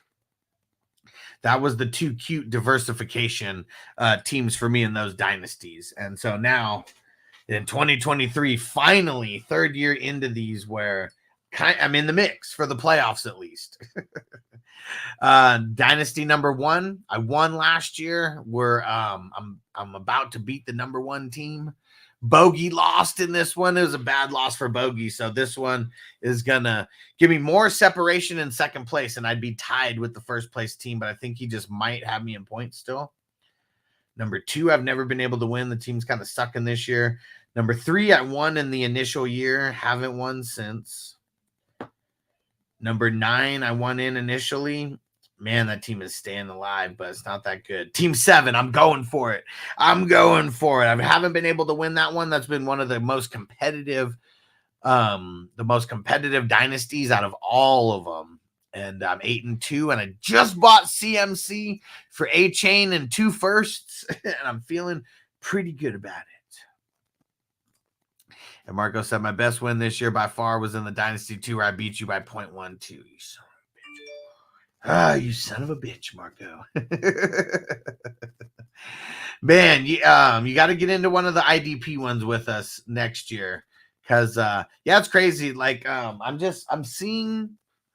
see the flaws in each one for sure. It's not like either one is perfect, but like, that's what's crazy. I definitely see the flaws in the offense only dynasties a lot more. Yeah, fuck. You beat me 167 to 167.12. That loss, man. I mean, I only have 3 losses. So any one of the 3 losses that we look at, could be the one that like has me out of first place right now. Cause I have the most points in the league. Looks like 3rd most points against. So I have a tough schedule as well. And, but still 2nd place and most points for, 3rd most points against. But yeah, you bastard, Marco. Oh, man. And Peacock said trying to turn around a team in the dynasty went from the worst to the middle of the pack this year. Playoffs are not out of the mix. Nice. Nice. And Will Power said Hurts, Kyler, CMC, Stevenson, Ford, Walker, Chandler, Aaron Jones, Cook, stacked. Yeah, for sure. Hell yeah. Let's see the IDP. Mafi, Mad Buki, nice. AAS. Who the fuck is AAS? Why am I not thinking of that? Oh, Aziz Al-Shair. There you go. Mosley. Quincy, Bobby, whoo, hitters. Ernest Jones, TJ Edwards, Dax Hill, Bynum. Whoo. Yeah, man, you're fucking stacked, bro. And these are like everybody who we've been like talking about all year, and you got them all on the same team. That's hella dope. The one piece is fucking Bynum, man. He's been slacking over these last couple weeks. Peacock said I got T-Law and Stroud leading the turnaround over there. Nice. He said young AFC South signal callers. There you go. Marco said, how big are the IDP Dynasty League? So same amount of offensive starters, 10. And then we have 9 defensive starters. And then there's 31 bench spots. And there is 10 IR spots and 10 taxi spots. So twice the IR spots and twice the taxi spots just to compensate for the IDP. And Will Power said, fucking amazing. He said Bynum was almost dropped this week for Blankenship. But he'll have one more week on my team. Yeah, what did he even do yesterday? He's someone I didn't even go try to look at he wasn't one of the top guys. I know that. 13 points. Not too shabby. At least he got out of the single digit little slump. Song said Aaron Jones out, bro. Fuck. My Green Bowl team just keeps getting hit after hit after hit. Man. Hit after hit after hit to this team. Nice. Song said in the 32 team league, crushing it. Nice. There we go. Bynum said had 8 tackles. Hell yeah. There we go. Marco said, damn, that's a smaller roster. Yeah, for sure. I mean, it's way smaller. And Marco said, I guess it's not 9 IDP flex. No, I actually have it set up in a way that is very, very easy for anybody to play, even though it's 9 people. Like, that might intimidate some people. 2 defensive linemen, okay, and 12 teams. So that means there's 24 starting defensive linemen, like, people, I mean, yeah, there's going to be weeks where you're screwed, but like, I mean, that's everybody during bye weeks. You just pick people up off the waiver because there's actually people on the waiver that you can pick up. 2 linebackers, 2 DBs. So those are the only, and then 3 IDP flexes. But that's it. Like you can build however the hell you want. You just have to have 2 at each of those positions. And it's super fun because like there's people who they build and they have a shitload of defensive linemen, in there. There's people like myself who build and you have like all linebackers, like 5 linebackers out of your 9. Then there's people like there's other leagues where I don't have like super heavy linebackers, but I got crazy DBs and I got like, crazy DBs. So, like, it's fun. There's just lots of ways that you can build, and there's lots of ways that you can win. That's, like, the most cool thing about it is, like, it doesn't matter how good your offense is. Like, there's people whose offense is stacked and their defense is not. And, it's competitive games every week. And, okay, Will Power said this is the best ball league. Okay. And Marco said, who's winning the league where you guys rolled the dice to draft? Let's go see. I know I'm one of the top teams. I'm 8-2 in that one.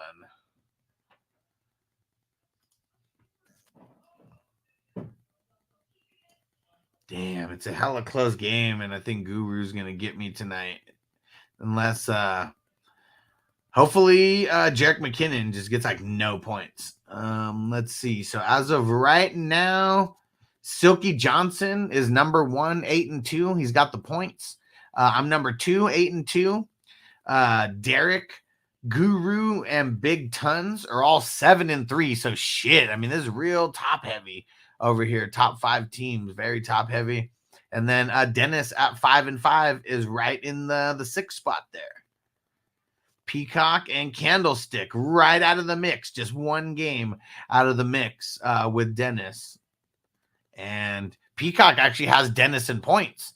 So Peacock wins and Dennis loses. Peacock's about to be flip-flopping into the playoff spot there.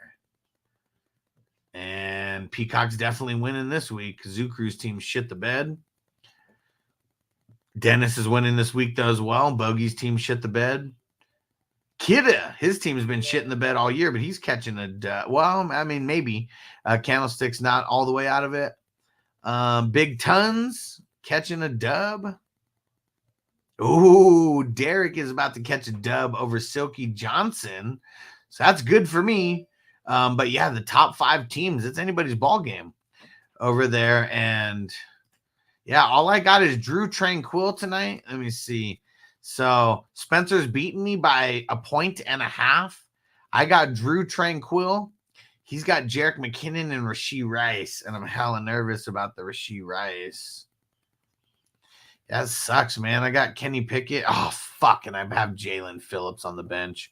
If I just leave Jalen Phillips in starting over any of my IDP flexes except for Levante David, fuck. And Will said, have you ever done strictly IDP fantasy league? Nah, and I won't either. It's just, I mean, for the same reason I don't like doing offense only. It's like it's not as fun if it's only one side of the ball. I like having to build a complete roster. It's just more fun. Marco said, I won my first and only championship so far because of a monster defense that year. And Penny and Mitchell. Whew, nice.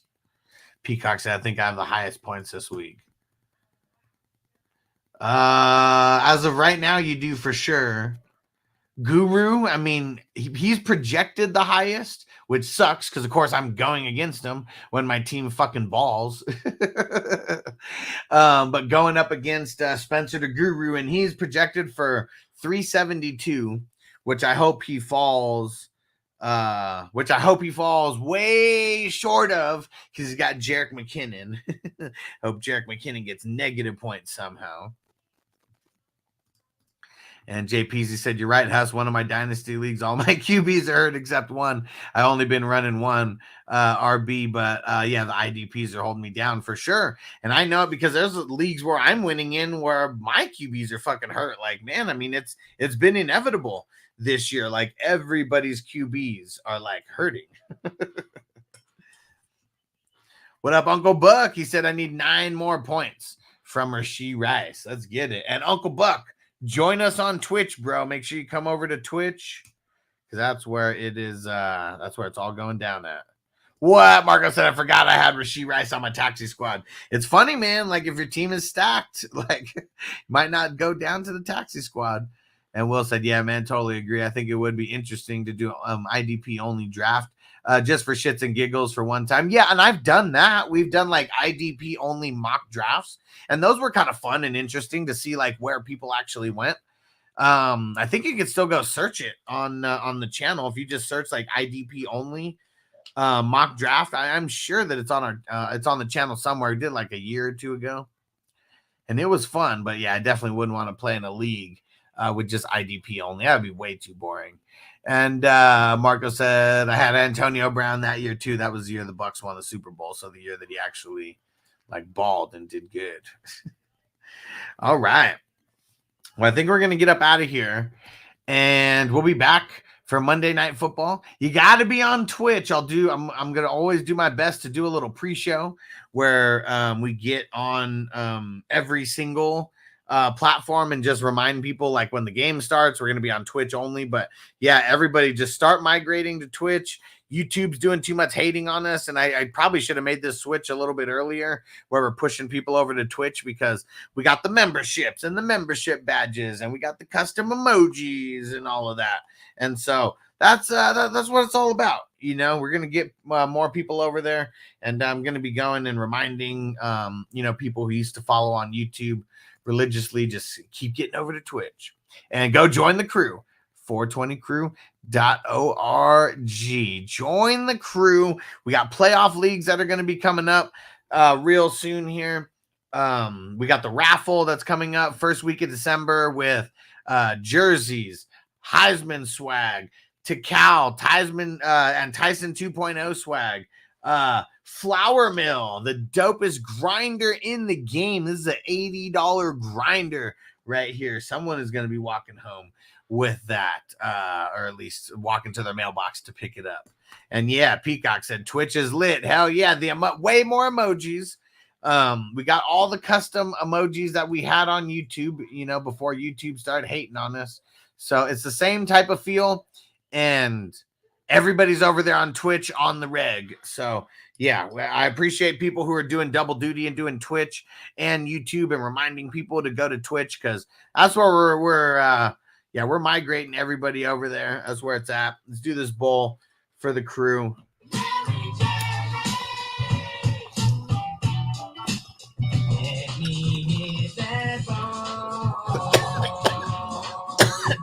Baby.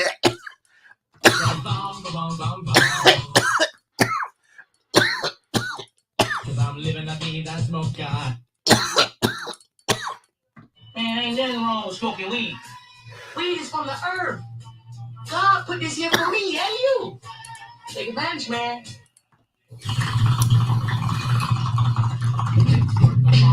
It's from the bong. Hell yeah. All right. We'll see you guys for Monday Night Football. Go check out the 420 Crew music page. That is, there's going to be more stuff posted like every single day. There is some things that are going to be posted on, the Hustler channel as well, just because that was just something that a lot of people liked, and a lot of people were finding us because of it and subscribing. And so if they're going to be bitches and like not let us get monetized, like I'm just going to go back and, we'll put music there like also, but I'm building the whole YouTube channel around it also to try to get like, just a brand new following like over there. So 420 Crew music. If you type that into YouTube, you'll notice which one. If you might have to search by channels, but you'll see which one, because you'll see the logo and you'll know which one is us. And yeah, JPZ, let them know. Don't forget to snatch the squares tonight. Let me see, because I know some people started placing them already. And JPZ, I got your message. I was just live when I saw it, so I'm gonna respond. Let me see. And but yeah, we got about 70 squares left for tonight. Still a lot of time. We got like 7 hours before the game. But yeah, snatch those up. And Peacock said heading over to the music page to play while I continue to work. Appreciate you, bro. And we're gonna get more and more music going every day on there. So go subscribe, and we'll see you for Monday Night Football. Peace out, peeps. Defense on me. I don't want them to gain another yard. You blitz all night. If they cross the line of scrimmage, I'm going to take every last one of you out. You make sure they remember forever the night they played the Titans.